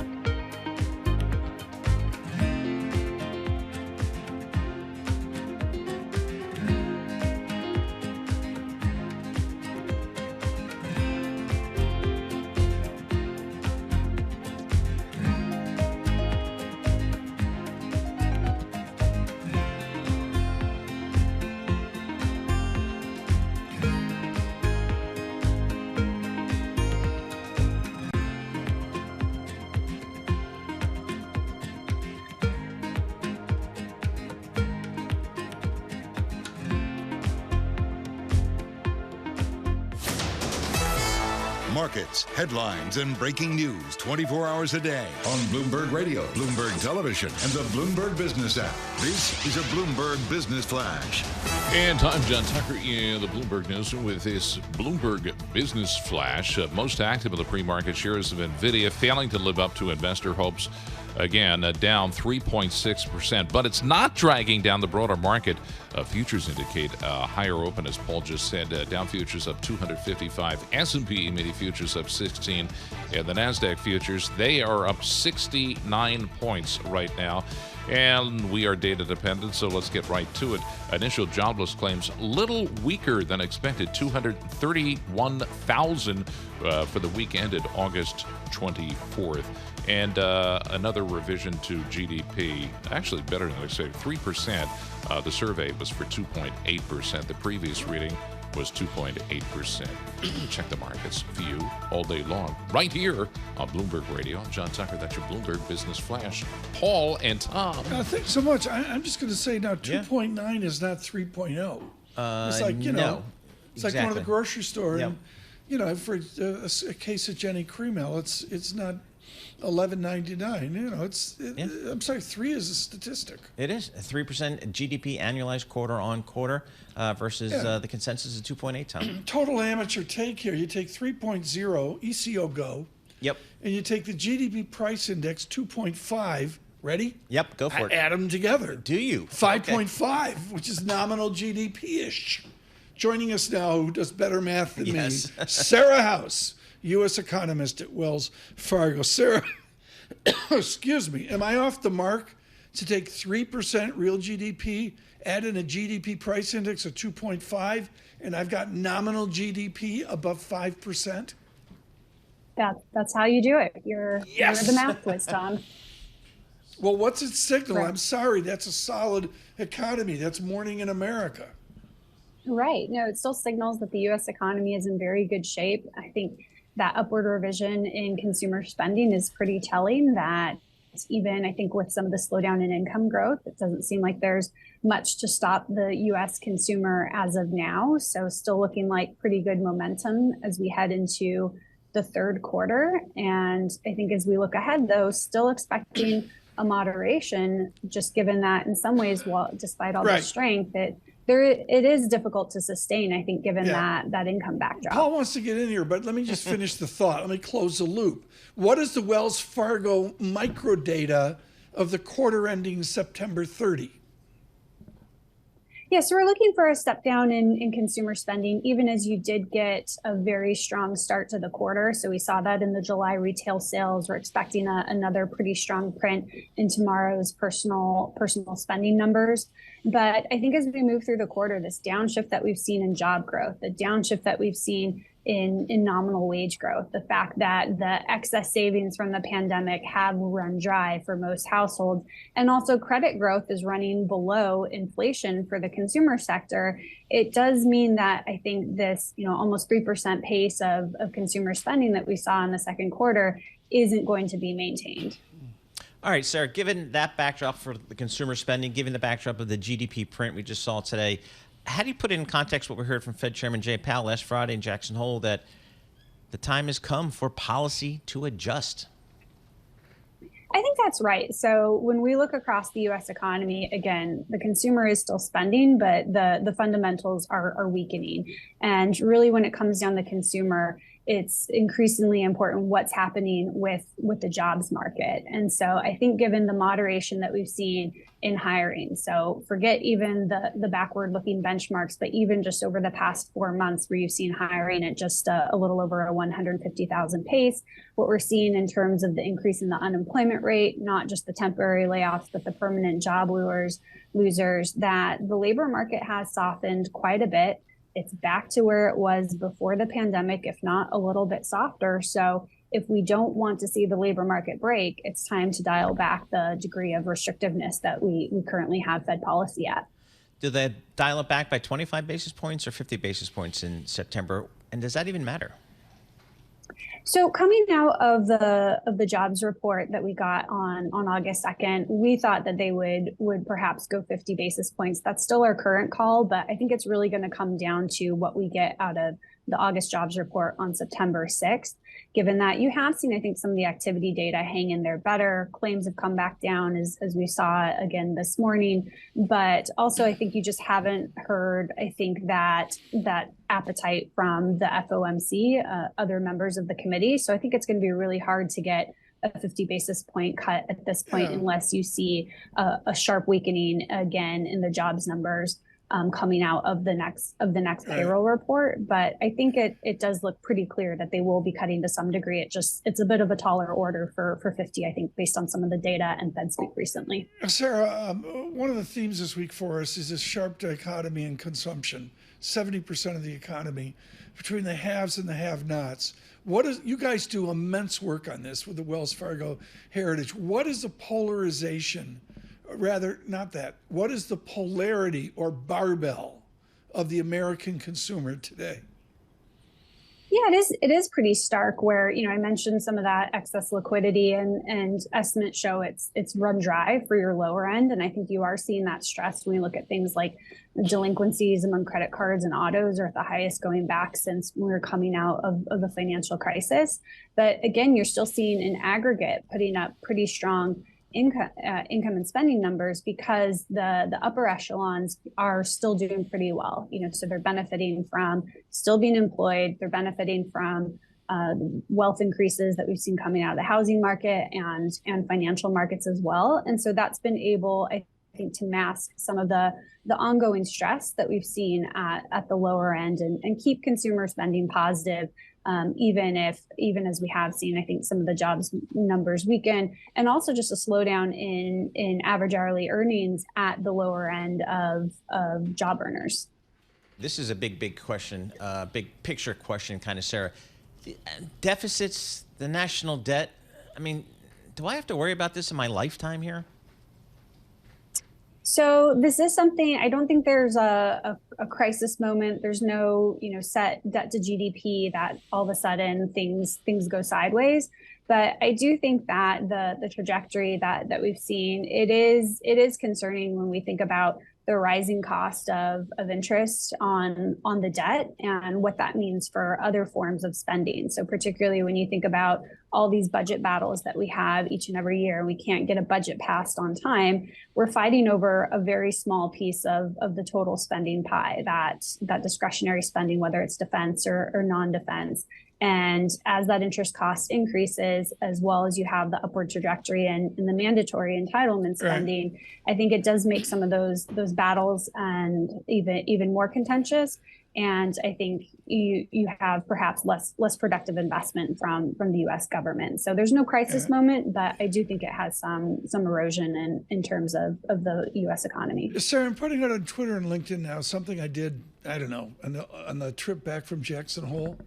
Paul Bramo took the Gulf Stream. Took me like 3 days to get back. I know. I was on a covered wagon outside, Cozad, Nebraska. Sarah, at the Brookings Institute, Peter Orszag of Lazard, Murdoch of Lazard, and Robin Brooks put together a 3-part essay which says, everybody calm down. Most of what we're talking about was the duration, the length, the unknowable of the effect of the pandemic. Do you buy that? I think so, in terms of, I think just how long it's taken us to normalize has been a lot longer than anyone expected. I think we saw that up from the transitory issue of, we knew that there were a lot of distortions caused from the pandemic. I just think it was underappreciated how long those would last. I think we've seen this in terms of just the financial position of households coming out of the pandemic, given all the support we had, the tail of how low rates were early on that allowed a lot of people to refinance their homes and haven't felt the impact of higher rates. And so I think we, in this more instant gratification society where everything's moving so fast, I think it's been difficult for us to wrap our heads around that. It does take time for, I think, some of these effects to unwind, and it's something we're still grappling with. here in mid to late 2024. That's the camp I'm in. Sarah House, thank you. So I'm in the Sarah House campus. Oh, yeah. Yeah, Wells Fargo. Thank you for that. Can't say enough about it. I just get a Yingling beer. Yep. You know, something simple. This is not like Orzeg, LSE, a million years ago, 87 pages of algebra. Forget about that. This is simple, readable blogs led by Robin Brooks at Brookings Institute. You can read one in 15 minutes, maybe even 12 Michael Barr minutes. You can read it with a beverage in your hand, and it really explains what we all lived, what we all went through with the pandemic and where we are now. I've got that out on Twitter and LinkedIn. Futures advance up 17 with our news in New York City. Michael Barr. Thank you very much, Tom. Paul John. Democratic nominee Kamala Harris is getting ready for her first TV interview since she became a candidate more than a month ago. She will sit down with her running mate Tim Walz on CNN tonight. Democratic strategist Jim Kessler. The goal for these live interviews is like that nothing bad happens, because really this is an elite discussion. Is she going to sit down with the media? She's been gaining and gaining and gaining. She doesn't want to do anything that's going to halt that momentum. Jim Kessler with the think tank Third Way was a guest on Bloomberg's Balance of Power. The interview with Vice President Harris and Tim Walz airs tonight on CNN at 9 p.m. Wall Street time. Donald Trump's running mate, Senator J.D. Vance, was in Wisconsin. Among the things he was asked about, former President Trump's controversial visit to Arlington National Cemetery on Monday to attend a wreath-laying ceremony. NPR reports Trump campaign officials were asked not to take photos or videos in a specific section of the cemetery, which allegedly led to a verbal and physical altercation with the cemetery employee. At last night's rally in Green Bay, Senator Vance downplayed the incident. You guys in the media, you're acting like Donald Trump filmed a TV commercial at a gravesite.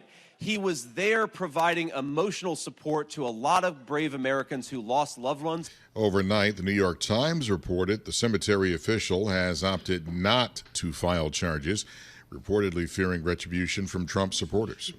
President Xi Jinping told America's top security official the U.S. should see China's development as an opportunity as both sides seek to stabilize ties ahead of the U.S. election in November. The Chinese leader held his first talks with U.S. National Security Advisor Jake Sullivan today in Beijing. Global news 24 hours a day and whenever you want it with Bloomberg News Now. I'm Michael Barr, and this is Bloomberg. Tom, Paul, John. Okay, we're going to skip over Texas playing Colorado State. Yeah. Colorado State is Michael McKee. I don't know. It's the first game of the season where they set up like alumni. Ohio State is playing Akron, really? Yep. But there's a real game. Penn State, number 8, against West Virginia.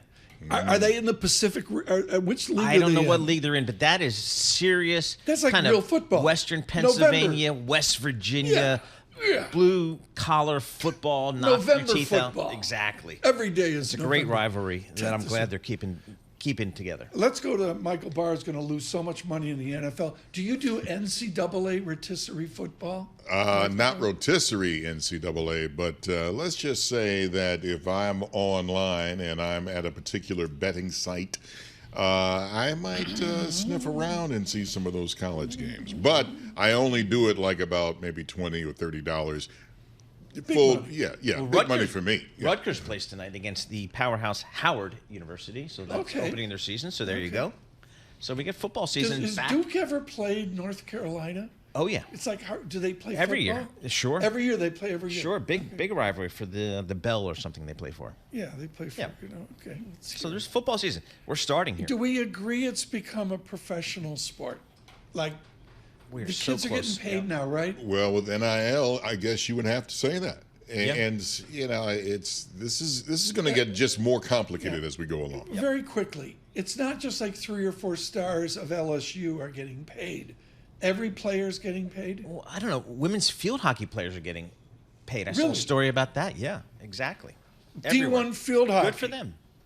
From New York City, Bloomberg Surveillance.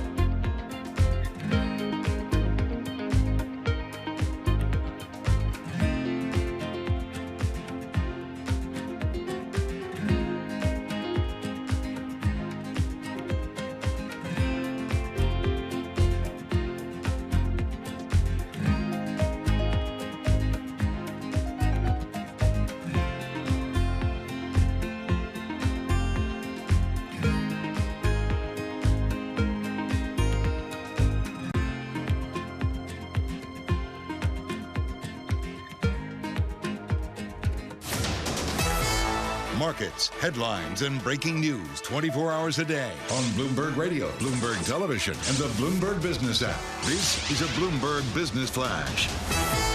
And I'm John Tucker in the Bloomberg Newsroom with this Bloomberg Business Flash. The U.S. economy humming along. Another reading on second quarter GDP showing growth of 3%. That's up from the previous reading of 2.8%. And the main growth engine of the economy, personal spending, advancing again. Nvidia failing to live up to investor high hopes, most active in the pre-market. Down right now 3.3%, so pairing some of the earlier losses, but it's not dragging down the broader market. Futures indicate a higher open. Dow futures of 245, the S&P E-mini futures of 14, the NASDAQ futures up 49. Dollar General's turnaround may be faltering. Those shares down over 24% pre-market. They cut their forecast. And Apple ordering 10% more iPhones than last year. According to Nikkei, Apple shares up 1.5% pre-market.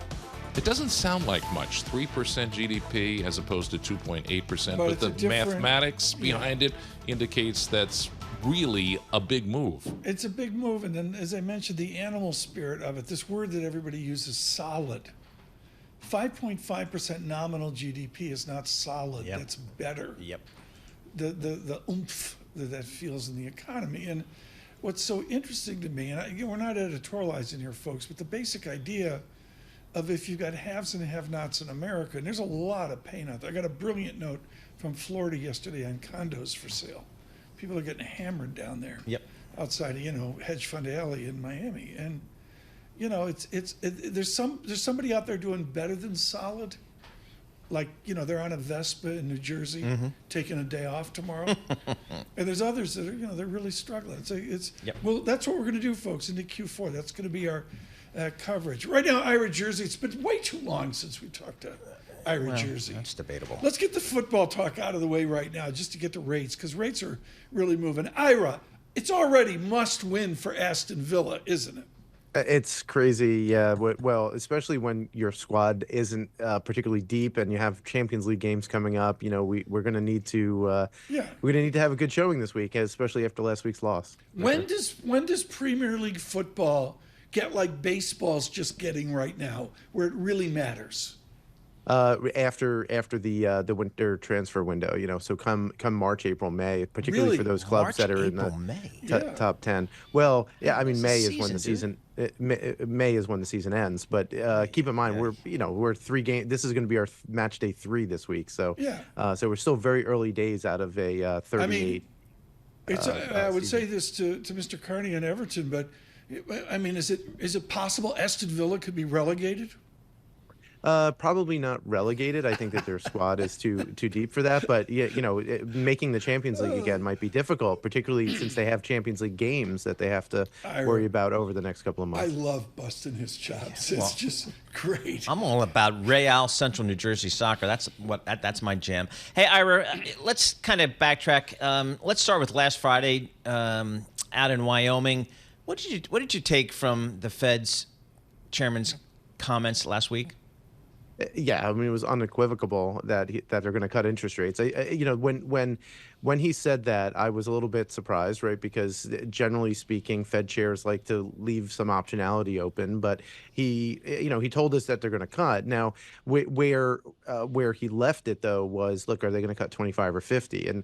And we had been pricing for some probability of a 50 basis point initial rate cut, and then if they don't cut 50 in September, then there was still the pricing for the potential for a 50 basis point cut in November. But you get data like we had today, which showed, okay, it is old data, right? It's way back from the second quarter of this year, but it still showed that the consumer is still reasonably robust, even on a real basis, right? You look at the big change here was not the 2/10 headline; it was really the 6/10 uptick in personal consumption, and that's I think what has a lot of us suggesting that, hey, maybe the consumer is still a little bit better than we thought. But that being said, some of the anecdotal data recently has showed that the consumer is slowing down. When you combine full faith and credit analysis with the spread market, corporate spread, all the agencies, all the other high yield stuff that I don't understand, Ira Jersey, does it suggest a new regime a set of lower highs and new lower lows in the back and forth of yield? Well, I think that yields have turned, right. So we said this a couple of like almost 2 years ago now, is that that 40-year downtrend in Treasury yields is probably behind us. The big question now is, are we going to be in a sideways pattern, right? Call it 2% to 5% 10-year Treasury yields, or are we going to start to trend up, right? And there is a large camp of investors who are fearful that we could be more like the 1960s and early 70s now, where you wound up seeing Treasury yields, continually make those kind of higher lows. I'm not convinced that we're going to do that. I suggest that maybe we're going to be kind of in a broader range like we were. Quite frankly, you're going to laugh at this, Tom, but from 1790 until 1960, right, where we were in a 2% to 6% 10-year Treasury range for 200 years. Wow, Tom does go back that far. John Tucker as well, not so much here. Hey, I was at Bank of New York when they cashed the first dividend. Exactly, with Mr. Hamilton. All right, Ira, we got the 10-year Treasury here, 3.86%. Where are we year-end, do you think?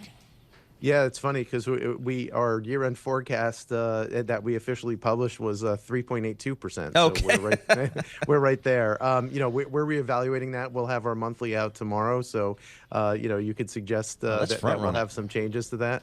But at the end of the day, there is momentum for yields to continue to go lower. When the Federal Reserve does cut interest rates, you tend to get rallies, but we are priced in large part for that, because we are priced for the Fed to cut all the way down to 3%.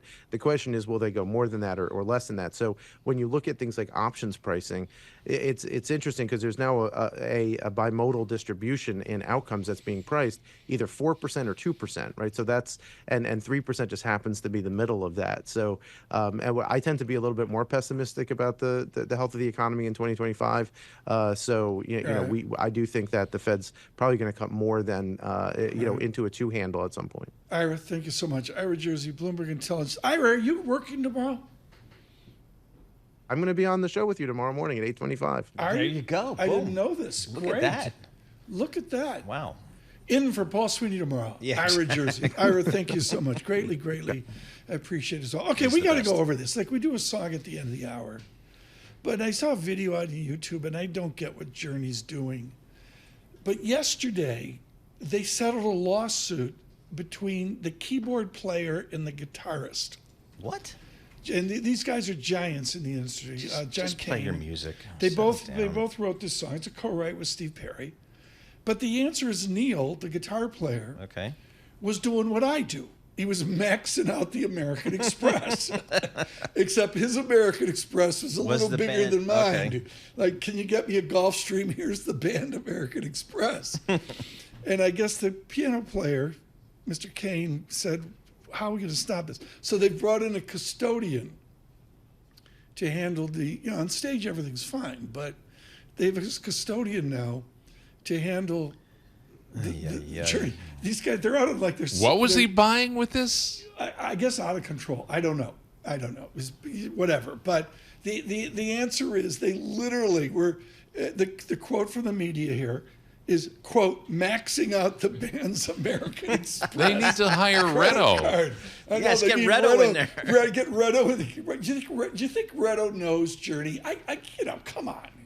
I'm sure he's a hip guy. No. Redo's into like the Zurich Philharmonic Orchestra, or the guys with the horns up in the Matterhorn. That whole thing. And they spend nothing when they go on tour. They do. But Redo, I'm sorry, we can help. Redo, keeper of the Amex, will be knocking on the door, Journey, to help you get through your tour. I guess they're having a great tour.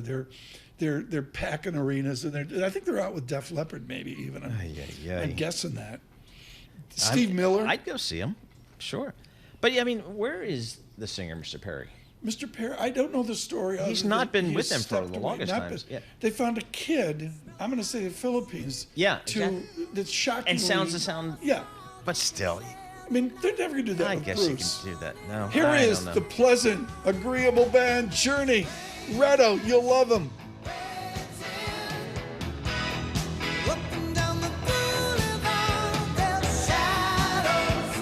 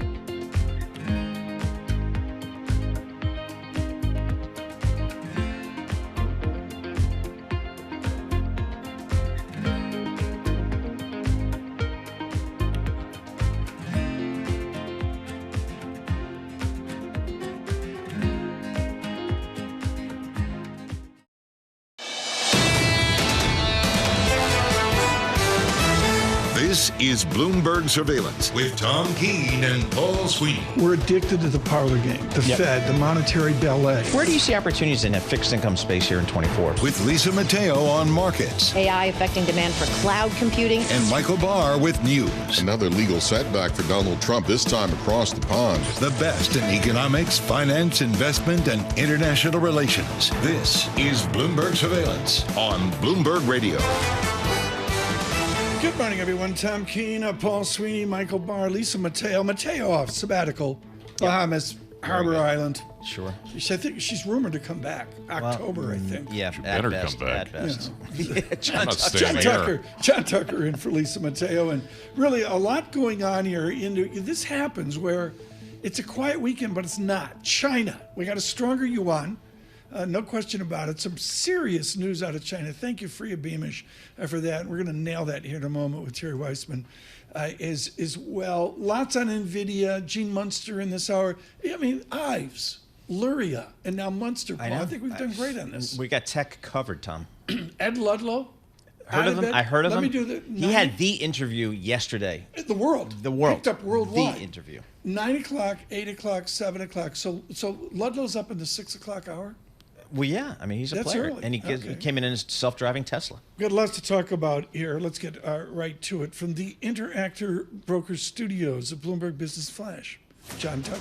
All right, Paul and Tom, futures indicate a higher open on Wall Street. The latest data is showing the economy still holding strong. GDP rising at a 3% annualized rate during the April through June period, up from the previous estimate of 2.8%. Stocks edging up in early New York trading, signaling a rebound from the drop that we had the previous session. Treasury yields, they are higher as well. And Nvidia pre-market, the latest reading right now, down 3.3% after its outlook failed to inspire.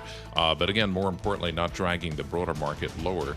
Right now, the NASDAQ E-mini futures 60 points higher. That's up 0.3%. S&P 500 futures up 16, and the Dow futures right now, they are up 264. It just powers through some of the stocks in the early going. Salesforce rising, the company delivering an earnings forecast for the fiscal year that topped estimates, seemingly satisfying investors who've had concern about slowing sales growth at the software giant. Also, HP cutting its full-year profit outlook on a continued downturn in its printing unit. 2 years, 2 basis points higher right now, 389. The 10-year, the benchmark, that's up 3 basis points. That's at 386. And we check the markets for you all day long right here on Bloomberg Radio. I'm John Tucker, and that is your Bloomberg Business Flash. Paul and Tom. John Tucker, thanks so much. Terry Weissman with us right now. To say he's with Macquarie barely describes his work as international work. Macquarie out of Australia, but far more over the decades, Bear Stearns and all, looking at LATAM and, of course, looking at Asia. Dr. Weissman, it's real simple. China blinked today. We had a much stronger renminbi, much stronger yuan. To me, there's almost a political economic hopelessness about China, which has all my radar up that China will act. Am I off the mark? No, you're not off the mark. We've actually seen China act on a number of occasions and with a number of measures over the past year. I think the problem is that the market still doesn't believe wholeheartedly that the fiscal and monetary measures that the Chinese have been trying to impose on their economy to try to get to that 5% target are going to work. There is a fallback, however. The fallback is the premise that the rest of the world will stay strong and that there will not be tariffs or any other impositions on Chinese exports. And by virtue of trade and manufacturing alone, China can raise it or get its GDP to 5% growth. You might be asking, well, if that's the case, why don't they let their currency weaken further? I think that they were getting a little bit too concerned about too weak a currency a few weeks ago because they were concerned about capital flight. They started to signal that to the market by taking the dollar CNY fix much lower. The market has finally responded to that by giving up on its attempt to weaken the yuan. It's allowed the dollar yuan to come back down.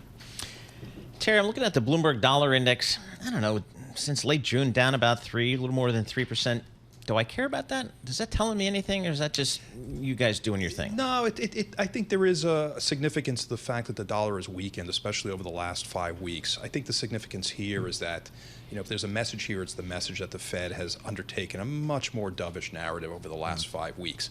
And you cannot say with any degree of certainty yet that the other central banks around the world, in particular the BOE and the ECB, are going to follow the Fed with that kind of dovishness. Those central banks have been conveying a message of cut and hold. In other words, they don't intend yet to cut in sequential terms over the next few months. The Fed has signaled that it will. I think that's the divergence that has caused the dollar to weaken. But I also think that given how poor the data has been in Europe recently, we may get the surprise that Europe does cut 3 times in a row. Can I quote this? I mean, this is what the Bloomberg does. I mean, Mike just called me and he said, Tom, quote Australia, iron ores finds 62% Fe, that's iron. Is it? Okay. Nailed that in chemistry. Good. Fe, offshore export price, Australia to China. We're the Macquarie Bank right now of Melbourne and Sydney. I know, they're the best. And Terry, iron ore is down 54% from the idiocy of 2022. What does it suggest about the Pacific Rim, about the give and take of nations trading? Well, look, I mean, it's not just a demand story for iron ore, right? China has had excess steel-making capacity for many years now. The government is inclined to shut that down. It's inclined to shut that down because it is there's too much steel-making capacity globally and in China. It's also inclined to shut that down for environmental reasons. Because it has signaled this and has signaled this pretty strongly, iron ore prices have come down over the last few months, pretty dramatically, in fact. I don't think it's just because of global weakening, although that's part of the story, and Chinese weakening specifically. It also has to do with the signals that the Chinese policymakers are emitting to the rest of the world with regard to what they want to do about steel-making capacity there. We're looking at, Tom and I, he keeps us focused on the yen here. I mean, we've had some big moves in the yen, and we've seen, it got out to 160, now came in down to 140. What do you think, what's your call on the yen, the Bank of Japan? What's going on over there? Well, Japan is finally starting to convince itself that inflation is coming back to Japan. They are holding out hope that it's not going to be just CPI inflation that's transient. They're holding out hope that it's going to be wage inflation as well, that is structural and holds up the inflation story to allow them to sustain 2% and higher without the need for easier monetary policy. In fact, they've convinced themselves so much that they're now convinced that they should be tightening monetary policy. Okay. And this is the main theme that will probably drive dollar-yen lower over the next few months. If you believe that most of the dovishness coming out of the Fed has already been subsumed and incorporated into prices in the market, the next leg down for dollar-yen will come from BOJ tightness. So you're talking here yen strength when you say down. That's correct. Dollar-yen down means yen strength, and we do have a target. It's about 135 for the end of the year. We think that the premise, and now keep in mind, we've believed for a while that dollar-yen will come down at the yen strength. So we've gotten this right so far. Yeah. All we're saying here is that there's a bit more to go. For all of your experience, we just got a 5.5%-ish nominal GDP revision for Q2. The great miscall out of the pandemic has been our buoyancy. Do we still underestimate the resilience, Terry Weissman, of the American economy? I have a interesting definition of resilience. I think it's a little bit closer to the dictionary's definition of resilience. Resilience is whether you're able to sustain a shock and come out alive and not dead. Okay. The problem with the assessment of whether or not the U.S. economy is resilient is we haven't experienced a big shock yet, so we don't really know. We kind of had that mini shock last year with the banks and the deposit flight, but that was the kind of shock that the Fed was easily able to step into and curtail. We haven't had the kind of shock that policymakers would not be able to solve easily. Let's wait till that shock to happen. Let's see what happens to the U.S. economy, and then we can discuss whether or not the U.S. economy is resilient. My view is that it's not as resilient as some people have made it out to be, because we're already starting to see a slowdown, and it happens to be in the labor market. Terry, thank you so much. My pleasure. Particularly comments on China. Renminbi are right now 7.10 yuan per dollar. With our news in New York City, Michael Barr. Thank you very much, Tom, Paul, John. Vice President Kamala Harris is getting ready for her first interview as a presidential candidate on CNN tonight. The Democratic nominee is under pressure to give more details about her economic policies, but Brown University political scientist Wendy Schiller says she's not likely to show her hand. Detail will only cost the Harris-Walz campaign support and time and energy, right? Because when you put the details out, then you open yourself to criticism. And, Trump says he'll solve a problem, he'll deport people, or he'll do this, or he'll cut taxes, but he doesn't go into detail. And I don't think she has to either, and I think it would be a mistake to do that. Wendy Schiller of Brown University. That interview airs tonight at 9 p.m. Wall Street time. Former President Donald Trump will campaign in Michigan and Wisconsin and a handful of battleground states heading into the Labor Day weekend. Israel's army said it killed 5 gunmen at their hideout in a West Bank mosque, adding to the death toll from an unusually large military operation in the Palestinian territory. The campaign that kicked off with a series of attacks in northerly West Bank towns on Wednesday in the almost 11-month-old war with Hamas in Gaza, raising concerns internationally about the spread of violence.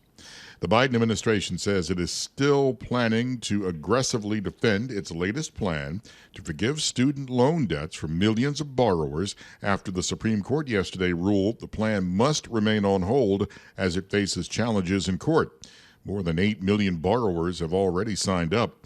It is an income-based program that structures monthly repayments around a borrower's income. Education Secretary Miguel Cardona said despite setbacks, the Biden administration will keep trying to make a college education affordable for Americans who want one. We have too many people in this country that have potential that don't have access to college. We're trying to fix that. Yeah. Debt relief is only a part of it. Education Secretary Cardona spoke on CBS Mornings. Global news 24 hours a day and whenever you want it. With Bloomberg News Now, I'm Michael Barr, and this is Bloomberg. Tom, Paul, John. I mean, YouTube is on fire today. Is it? I mean, it's I the whole don't know. internet thing. Well, I think it's here to stay, this internet.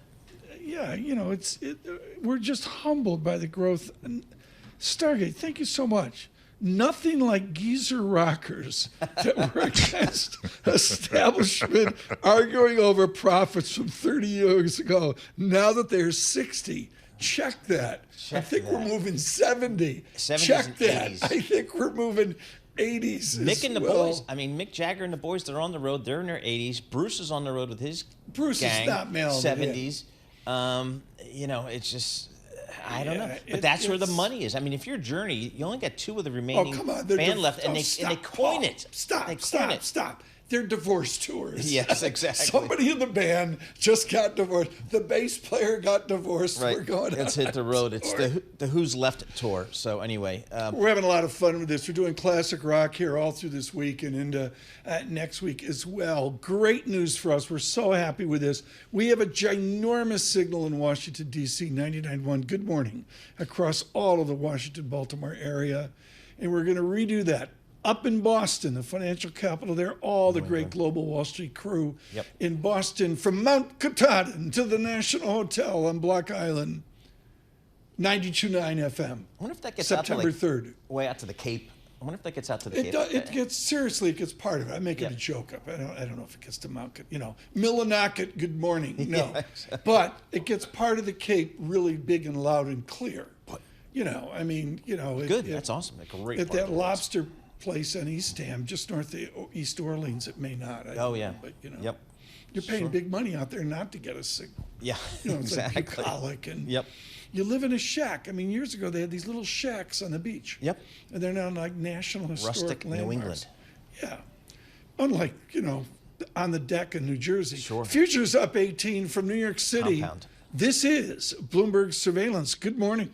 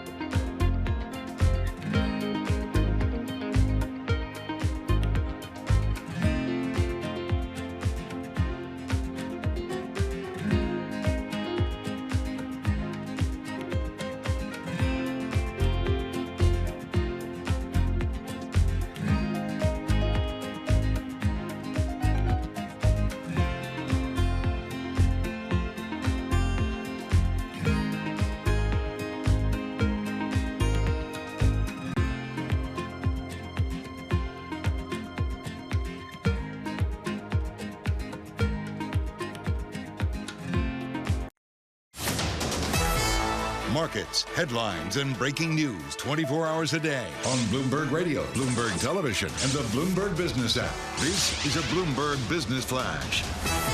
And I'm John Tucker in the Bloomberg Newsroom with this Bloomberg Business Flash. Stocks up in early New York trading, signaling the S&P 500 is going to rebound, even as one of its biggest components sells off. Nvidia, most active this morning, those shares down 2.8%. We are pairing some of the earlier losses after its results failed to inspire investors who are pretty used to getting more than expected from the AI darling.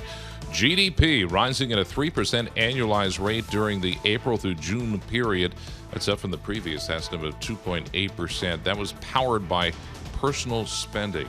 Among some of the other individual shares on the move, Dollar General among the most active. That is down just about 6%, cutting its full-year sales forecast. The turnaround efforts there may not be getting the job done. And shares of Apple also among the most actively traded in the pre-market, up 1.75%. S&P 500 futures 19 points higher. Dow futures up 276. The Nasdaq futures, they are up 79 points. 2-year yield 388, 2 basis points higher. The 10-year 4 basis points higher. That is at 387. And we check the markets for you all day long right here on Bloomberg Radio. I'm John Tucker. That's your Bloomberg Business Flash poll. Tom. John Tucker, thank you so much. Just proud of our team today. Eric and Brockton just killed it. Here. We had Dan Ives, Gil Luria, and now Gene Munster joins us here on the technology of the moment. Gene Munster, I want to go bigger, broader with you because we sort of beat to death, you know, the minutia news and all that on Nvidia or more iPhones out of Nikkei saying Apple's doing better. Scott Galloway is one of the wisest people I know. And in some interview, Gene Munster, Scott Galloway said basically the single most important thing in his life is he's never listened to people who said, sell Microsoft, sell Apple, and now sell Nvidia. Time magazine, Norman Seff, the famous photograph, 1984, of Steve Jobs cross-legged on a living room floor with that ugly Mac. The rich kids owned it a million years ago. How does Gene Munster react emotionally when it's out there, these tech juggernauts, sell Microsoft, sell Apple, sell Nvidia? Well, I think how I think about it is just what's the long term. You got to think the long term play, and there's the near term, and that's what's the vortex that's going around Nvidia today. And I generally react to a view of where the world is going. In the case of with Nvidia, it's a belief, a strong belief. I'm staking my career that AI is going to be having a bigger impact than the internet. And if that's the case, this trading around Nvidia today is largely noise, even though it is a $3 trillion company. And the reason why I still am comfortable and think of this in that same class as Apple and Microsoft is that ultimately is if you believe that AI is going to be as transformative, more transformative than the internet. And there's a second belief you have to have is that the way to get there is through scaling laws, which basically say you have to throw more compute and data at the problem to solve for intelligence.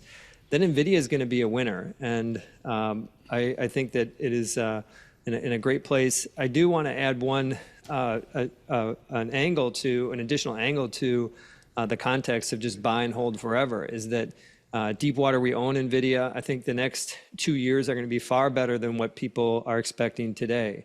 But at some point, when you're a hardware-only company, there is a point of deceleration that needs to be taken into consideration. And I think that 2 years, 3 years from now, this may be a position that will trim. But we think today is the time to own it. Gene, when somebody like you, Gene Munster, says they're staking their career on this, that really, really resonates for a lot of our listeners and viewers. Gene, can you just remind us how you view AI in the context of the internet, electricity, stuff like that? Because that really hit home when I first heard you say that. So, I mean, I guess those that believe that this is going to be transformative kind of struggle for the right analogy. Is it the internet? Is it mobile? Is it electricity? And at the core of humanity is intelligence. And the concept of having intelligence in real time at scale is something that it's hard to put a value on it. I think it's much more valuable than connecting machines and connecting data. As powerful as that has been, I think intelligence is a more powerful aspect to it. And so there is a huge missing piece around the substance of what does that actually mean? Like, how is that going to impact our lives? And the use cases and the examples have been few and far between about how AI is like profoundly impacting our lives. And I just want to give one quick example. If we would go back in a time machine in '95 and be talking about the potential of the internet, we could easily frame out that Facebook was going to happen with social connecting over the internet. We could see that Netflix was coming around the corner with video over the internet. But it would have been impossible for us to understand that the smartphone was going to come, because that was obviously enabled by the internet. Those kind of second and third derivatives. And that's kind of similar to how I think about AI more broadly. And I'm not concerned that we don't have these killer use cases today, because I think that those will present themselves as we reach closer to general and eventually super intelligence, which is where it really gets like crazy. Were you surprised by the iPhone build-out reported by Nike today? Nikkei in Tokyo. Did that surprise your team, Gene? I'm not surprised. I think what is most important is that when I think about this next iPhone cycle, it comes back to this belief, and do you think that these features are going to be exciting for people? And I don't worry about what kind of the near-term builds are, whether they're positive or negative. What I think about is, are these features people going to want? And I just quickly I look back over kind of the last 17 iPhone cycles and try to compare what these AI features are going to do for demand. And I think it's similar to the iPhone 6 Plus. That was the first large That's what you have now, Paul, iPhone. Right? Oh, yeah. You have the iPhone 6 Plus? Yeah, I think so, but I'm upgrading soon, Gene. That's good. You're right there. You're only 10 years into it. It's time, Paul. But the iPhone growth went from 12% for the iPhone 5 cycle to 52%. I mean, it had a profound impact on how people got excited about these devices. One more quick thought about how I think about the next cycle is that if we look at the total number of iPhones that are out there, there's about 1.5 billion active iPhones. The life is just over 5 years, average life of an iPhone. And if you take the next tranche, so take not the one that typically upgrades this year, but the one that's going to typically upgrade in late 2026, and you assume 10% of those, just 10% of those see these AI features and say, yes, I'm going to buy it a year early. The iPhone growth goes from 7 to 15%. And so the sensitivity around just getting a small piece of that massive pool to move forward is going to have a measurable impact on the business. Gene, thank you. Gene Munster with us today. Really, really appreciate it. And congratulations to our team. We do better booking in the afternoon. I mean, Ives, Luria, joining us now from the afternoon with the most important interview today. Jim Stenovic joins us as well. Ashley Fetters-Malloy, the Washington Post. I'm sorry, Paul, help me here. The short answer on office shorts. Yep. No. Oh, rude. Tim walks in today. He's got the cool surfer shirt. He's got the shorts. He's got the Stan Smith sneaks. You know why I'm dressed like this, right? Oh, I know why you're dressed like this, because Tim and Carol Masser are going to the US Open today and tomorrow for live broadcast. It's the best 2 days of the year when it comes to Where work. do you sit there? Do you sit next to the Honeydeuce counter? We are pretty close to Honeydeuce's. We're in the media center, which is just a fantastic place because it's not just for media like us, but players are coming in and out the entire time. So you will interview players today? I didn't say I'd interview them. They don't typically talk to us. Yeah, they don't typically talk to us. They don't want to talk like the markets and the Fed speak and all that kind of stuff. But give our worldwide audience a vignette of what it's like for you and Carol to be there. Well, anyone who's been to the US Open knows that you can be standing there walking to the next match, and suddenly you'll see a tall person carrying 12 tennis rackets who looks incredibly famous because they are a top 5 seed in the tournament, top 10 in the world, walking by you on their way to their next match. Yep. It's a It doesn't great get any New better York than that. experience. You were there already this week. Yes, I was, but Carol Masser, Tim Stenovic there this afternoon. Thursday and Friday, really important. A good coverage there from the U.S. Open. It's a highlight of the New York City season. And he'll be wearing shorts next week here at our world headquarters, Bloomberg Surveillance.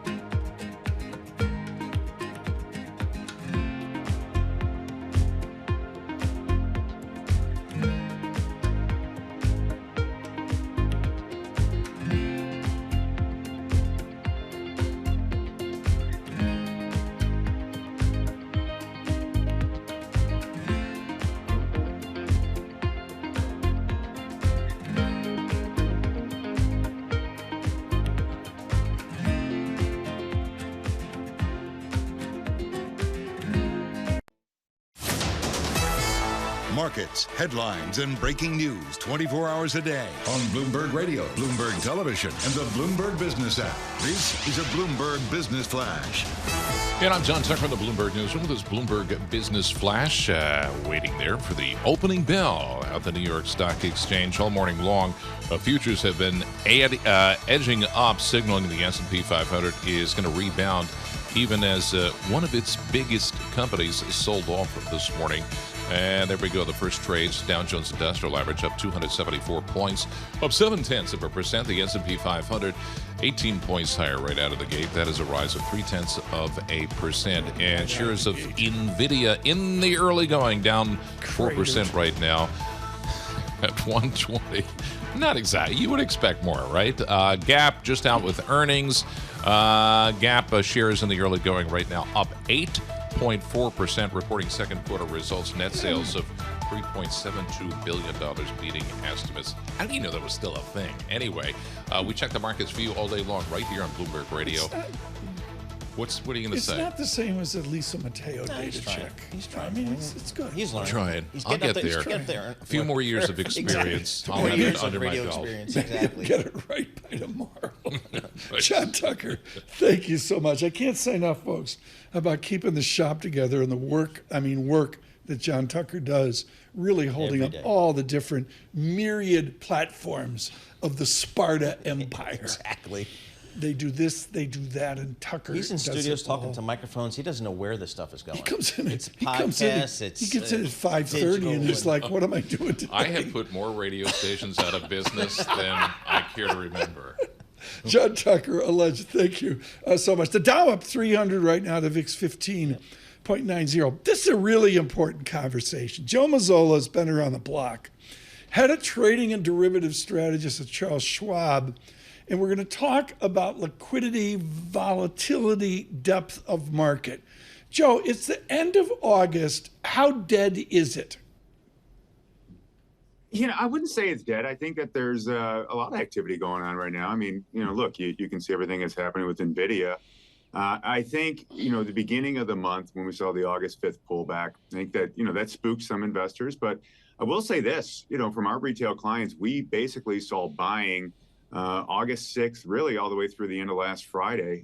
There's really only one day that we saw net selling. So you're continuing to see retail clients buy the dip. They got a good opportunity to find, some value out there from that pullback. So what do you see, Joe? I mean, we had the Fed kind of give us a really clear signal on Friday out at Jackson Hole about kind of where they want to go with interest rates. We've just concluded an earnings period that by and large was pretty darn solid. So from that perspective, is your trading desk seeing kind of net buying out there? Well, so here's what's interesting about, the market dynamics that, at least that I see right now. If the markets are pricing in about 100 basis point cuts through the end of 2024, and then 200 basis point cuts total through the end of 2025, how are we still looking at, double-digit earnings growth? I think at some point something's got to give. So, from our perspective, like I said, we continue to see buying in the equities. And one thing I find interesting is it is more equity-based as opposed to ETF-based. So that's really where, clients are kind of positioning their money. They're looking to take shots on individual equity names. We talked about Nvidia being one of those. We see the same thing in Amazon and Microsoft, some of the typical names that traditionally rise to the top of the boards. But it's off this backdrop that there's this expectation for continual earnings growth. And I just wonder, at what point do you see that kind of inflection point between what the bond market's saying and what the equity market's saying? So where do you see opportunities here? Nvidia obviously is the story of the day in terms of stocks. And of course, that kind of goes to the Mag 7. And kind of where do you see interest on, again, from your clients? Is it simply some of these Mag 7 names, or is it broadening out a little bit? Oh, it's definitely broadening out. And I think that's a really important point, Paul, is that if you look at kind of where you're starting to see that breadth really start to pick up, it's real estate, utilities, financials. From a market breadth perspective, they're all trading in like the 90% of their stocks above their 50-day moving average, which to me, is healthy in terms of the broadening of the market. I think it does tend to signal maybe a late market expansion, or at least the end of kind of that late market expansion. So, that's something to kind of keep an eye on. But when you see that broadening of the breadth, and then you see Nvidia, kind of falter off of its earnings, it shows that the market can support that. I think, Nvidia is 6% of the S&P 500, so you would think it would have a more of an outsized effect. But I think the correlation between Nvidia and the market is really starting to dissipate. You mentioned individual stock ownership, and I yearn for like a value line on the floor, and you trip over it once a month and spill your coffee. Joe Mazzola, when you say we're owning individual stocks, are we all on laptops on Robinhood? Are we trading responsibly in a Liz Ann Saunders way? Are we holding for forget about 3 years. Are we holding for 3 months, or are we holding for 3 minutes? I think we're more towards the Liz Ann Saunders, and I always want to give her a shout out because, I'm a big fan of hers as a colleague of mine. Okay. Yeah, she's okay. She's pretty good, and she's got a great taste in rock and roll music. She and I are both big Led Zeppelin fans, so there you go. Now, look, there's a difference between a trader and an investor, as we well know. I think the majority of our base tends to be more investors, but look, as after the acquisition of TD, TD Ameritrade, we've had a lot more of those traders, kind of. Make their way over into into our client base, and they are more active in their portfolios. Like I said, when I see the positioning that we saw after that August 5th sell-off, we saw a lot of people come in and start to buy the dip there, and that tends to be a little bit more of a trader base. Hey, Joe, I love your notes when we chat with you. And one of your points here is from August 6th through August 22nd, you on your desk, you only saw 1 day of net selling. Yeah. All others were accumulation days. How rare is that, or is that typical? I mean, we tend to see accumulation. That's just normal. But I would say this, given the environment that we came from, I think that's what's critical, because I think a lot of people just made the assumption that after that sell-off, that would have really spooked the retail base. And I think what's important is coming into that date, right? We saw a decent amount of trader sentiment pickup, right? So, I think I released to you guys in the notes that, the trader sentiment survey showed that was the most bullish that we've seen. So at some point you would think that, maybe there was some of that exhaustion heading into that, but I think that there was at least enough, dry powder to be able to buy that dip. So yeah, while we normally, tend to see accumulation, after an event like that, I think that's pretty profound to see that. Joe, with your experience, what is your dynamic? It's off your remit, maybe you know more than I think you do. What is your vision of Bitcoin? Is it an investable asset at Schwab, or do you look at it as a derivative instrument? My personal opinion is it's more of a derivative instrument. I think it's a tradable product. I think there's liquidity in it, and I think it does drive volume. But in terms of a store of value, or fiat currency, I just haven't seen that yet. Joe, thank you. Joe Mazzola, just love having him on. From a trading perspective, hear the depth of the market. I'd love to be on the trading desk at Charles Schwab. I mean, the flow that they see at Charles Schwab every day in everything. The number one value add to Kathy Jones or Liz Ann Saunders in honor of Mr. Schwab is, what are we actually doing? Not what we're blah, blah, blah, blah, blah. But Schwab sees, Fidelity's a little more opaque about it, but Schwab Paul sees what we do, not what we pretend to say. I mean, they see, again, I love this stat about, on days, are investors net buying stocks or they net selling stocks? And even during the volatility of earlier this month, they only had 1 day of net selling. So you're probably too young. You talk about TikTok. Remember the tick index? It was like gospel. Yeah, sure. Everybody quoted it. You walked around the tick index. And that was another fad that was in there. We should go through the stocks. You mentioned DG. That's not Deutsche Grammophon. What is DG? This is Dollar General. And the stock is down 28% here. They had really missed on their numbers, took their guidance down here. And I was reading through the Bloomberg News reporting, trying to get a sense of how much is that as a read on the lower end consumer. And it is. They're definitely seeing some concerns there from the lower end consumers, which are some of their key demos. But it's also a company specific issue, which is they need to really kind of improve the format of the stores, the execution, their inventory management, all that kind of blocking and tackling of retail. And they brought back a CEO that had left, but they brought him back. And they're trying to really turn that thing around here. So they've got some real headwinds in terms of, again, their consumer at the lower end have some headwinds, and they've got to figure out how to run their business better. Apple high, I'm going to round it up to 235.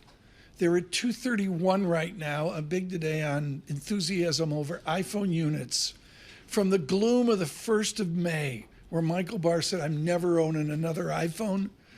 From the gloom of early May, Apple is up 36%. Remember all the magazine articles? It's all going to die. Sure. But Ed Ludlow was out, pounding the table on Bloomberg Technology. Do your research on Apple. Study Apple. Think about Apple. 231.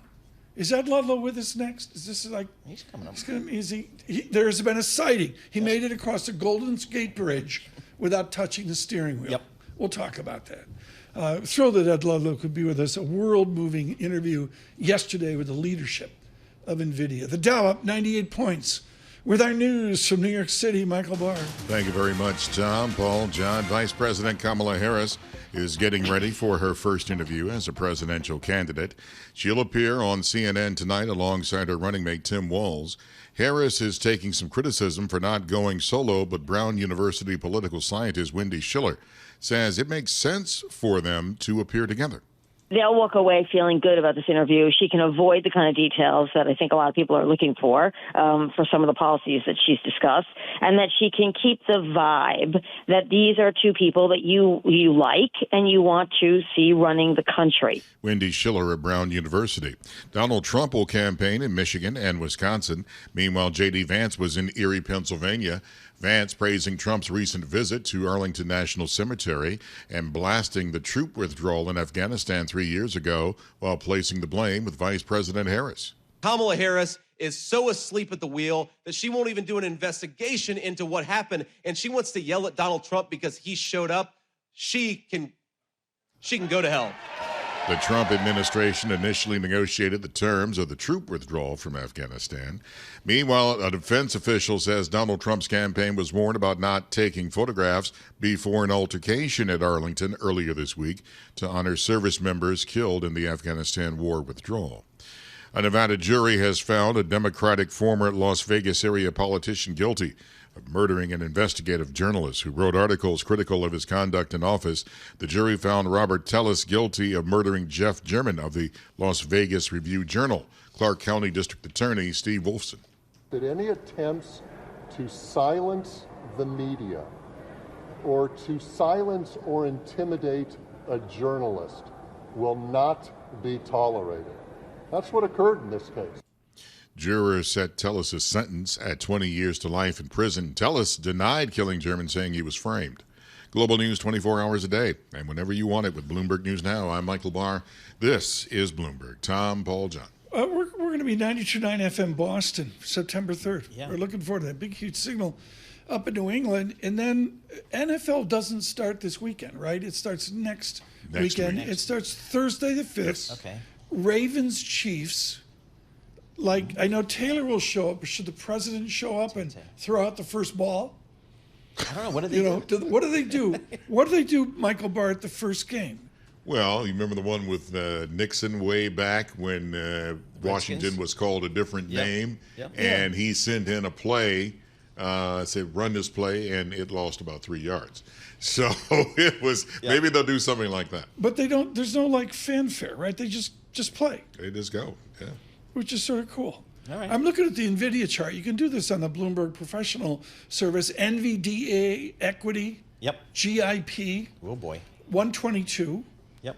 I don't know. Down $3. What does it signal, Paul? I don't know, just a little bit of a pullback. The stock's still up close to 150% year to date. I love Gene Munster's just general broad comments. If you believe in AI, you believe in Nvidia. Please stay with us. Bloomberg Surveillance.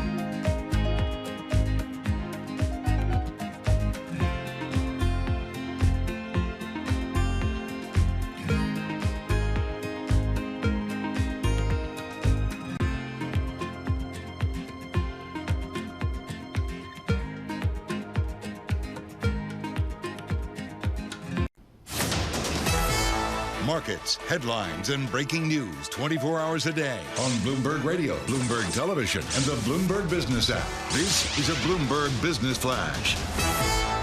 And I'm John Tucker in the Bloomberg Newsroom with this Bloomberg Business Flash. Shares of Nvidia pairing some of the earlier losses after the earnings left investors wanting more. The major averages, probably more importantly, not being dragged down by it. The major averages all higher right now. The S&P 500, 18 points higher. That's up 0.3%. 5608. The Dow Jones Industrial Average, 60 points higher. That's up 0.1%. 41,147 on the index. The Nasdaq 100 up 155 points. That's a rise of 0.8%. Best Buy raising its earnings guidance for the year. They say consumers are buying new products incorporating innovations like AI. Best Buy, best performing stock of the S&P 500. Worst performing the S&P 500. Dollar General's turnaround could be faltering. Shares down over 24%. They cut their forecast. And Apple reportedly ordering 10% more iPhones than last year. That, at least according to a report in Nikkei, I think it was. Yeah, that's right. Those shares are up as a result. We check the markets for you. You have a question? No, I'm fine. Comments? I may be going to the Apple store on Fifth Avenue for my upgrade. I don't know what this is, but it works. Yeah. I got it from AARP, a special deal. No, you did not. It only calls out on 911. What is that organization?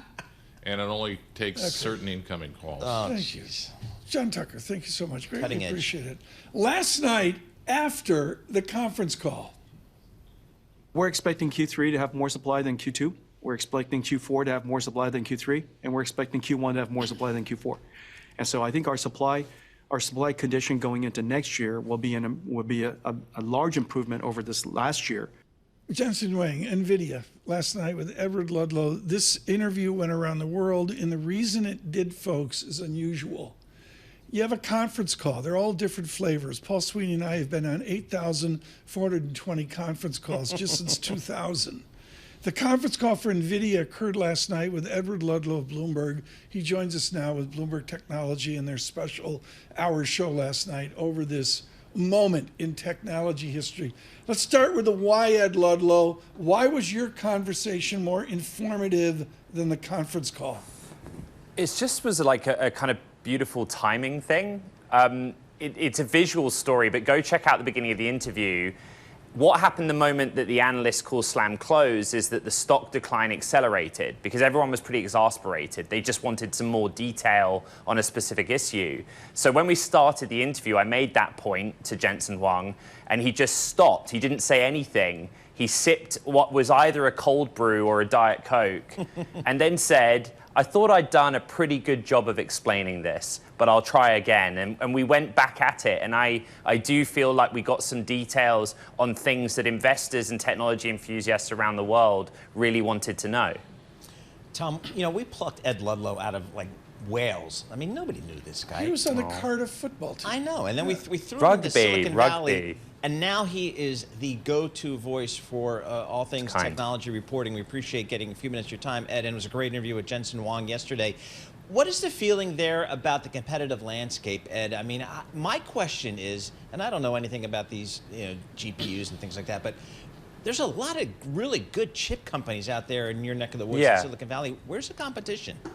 So I would say that Jen-Hsun Wang acknowledged the other names in the market for AI accelerators, but he did so out of, I think, modesty, with the knowledge firmly in his mind that Nvidia is still 99% of the market.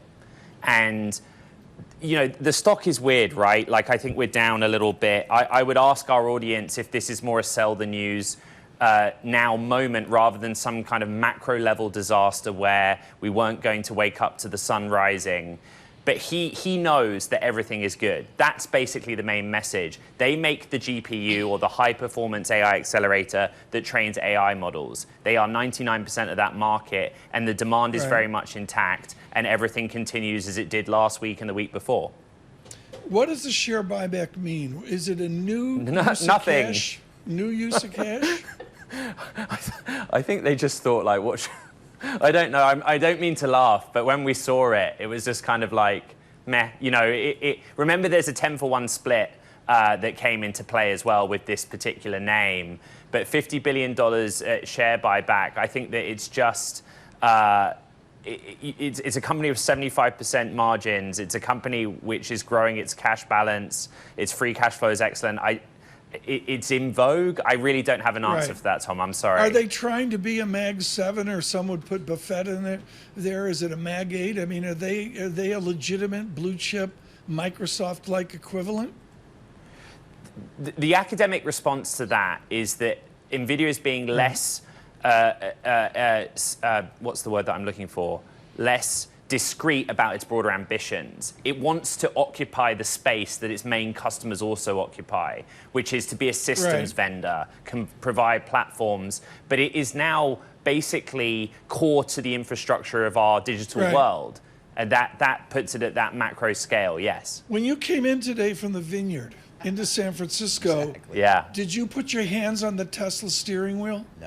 No, I used full self-driving this morning, supervised version 12.15, and I did not touch the steering wheel today. I got 26 buys, 21 holds. That's a grim view on the Bloomberg ANR screen. Give us the on which stock? On Tesla. Give us the Ludlow Q4 view on Tesla.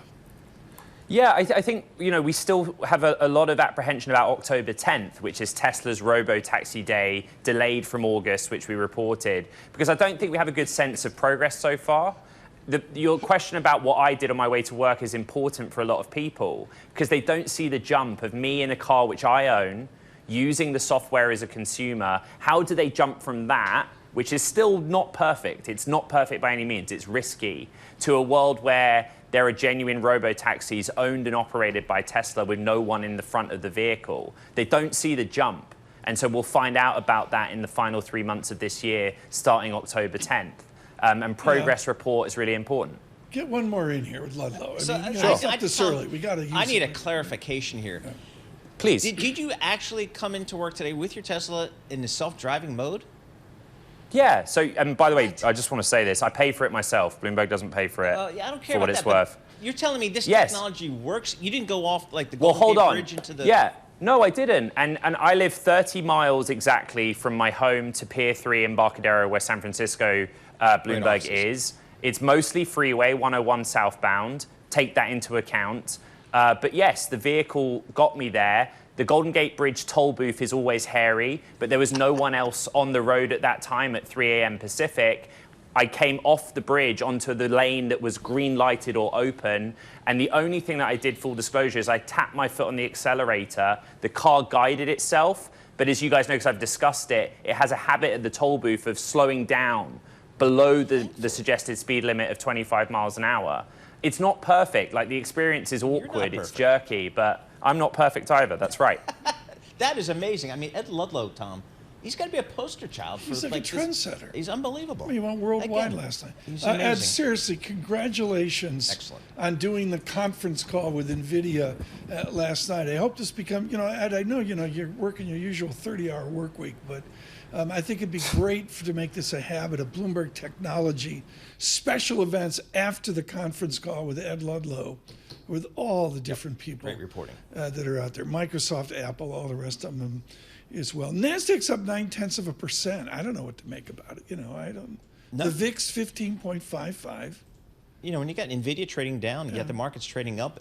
That's a healthy sign, I think, for the market, because the concern was if Nvidia had any little hiccup at all anywhere along the lines, and I would call this a minor hiccup, that it would really take down the market. This weekend, I got to hit the lobster theme.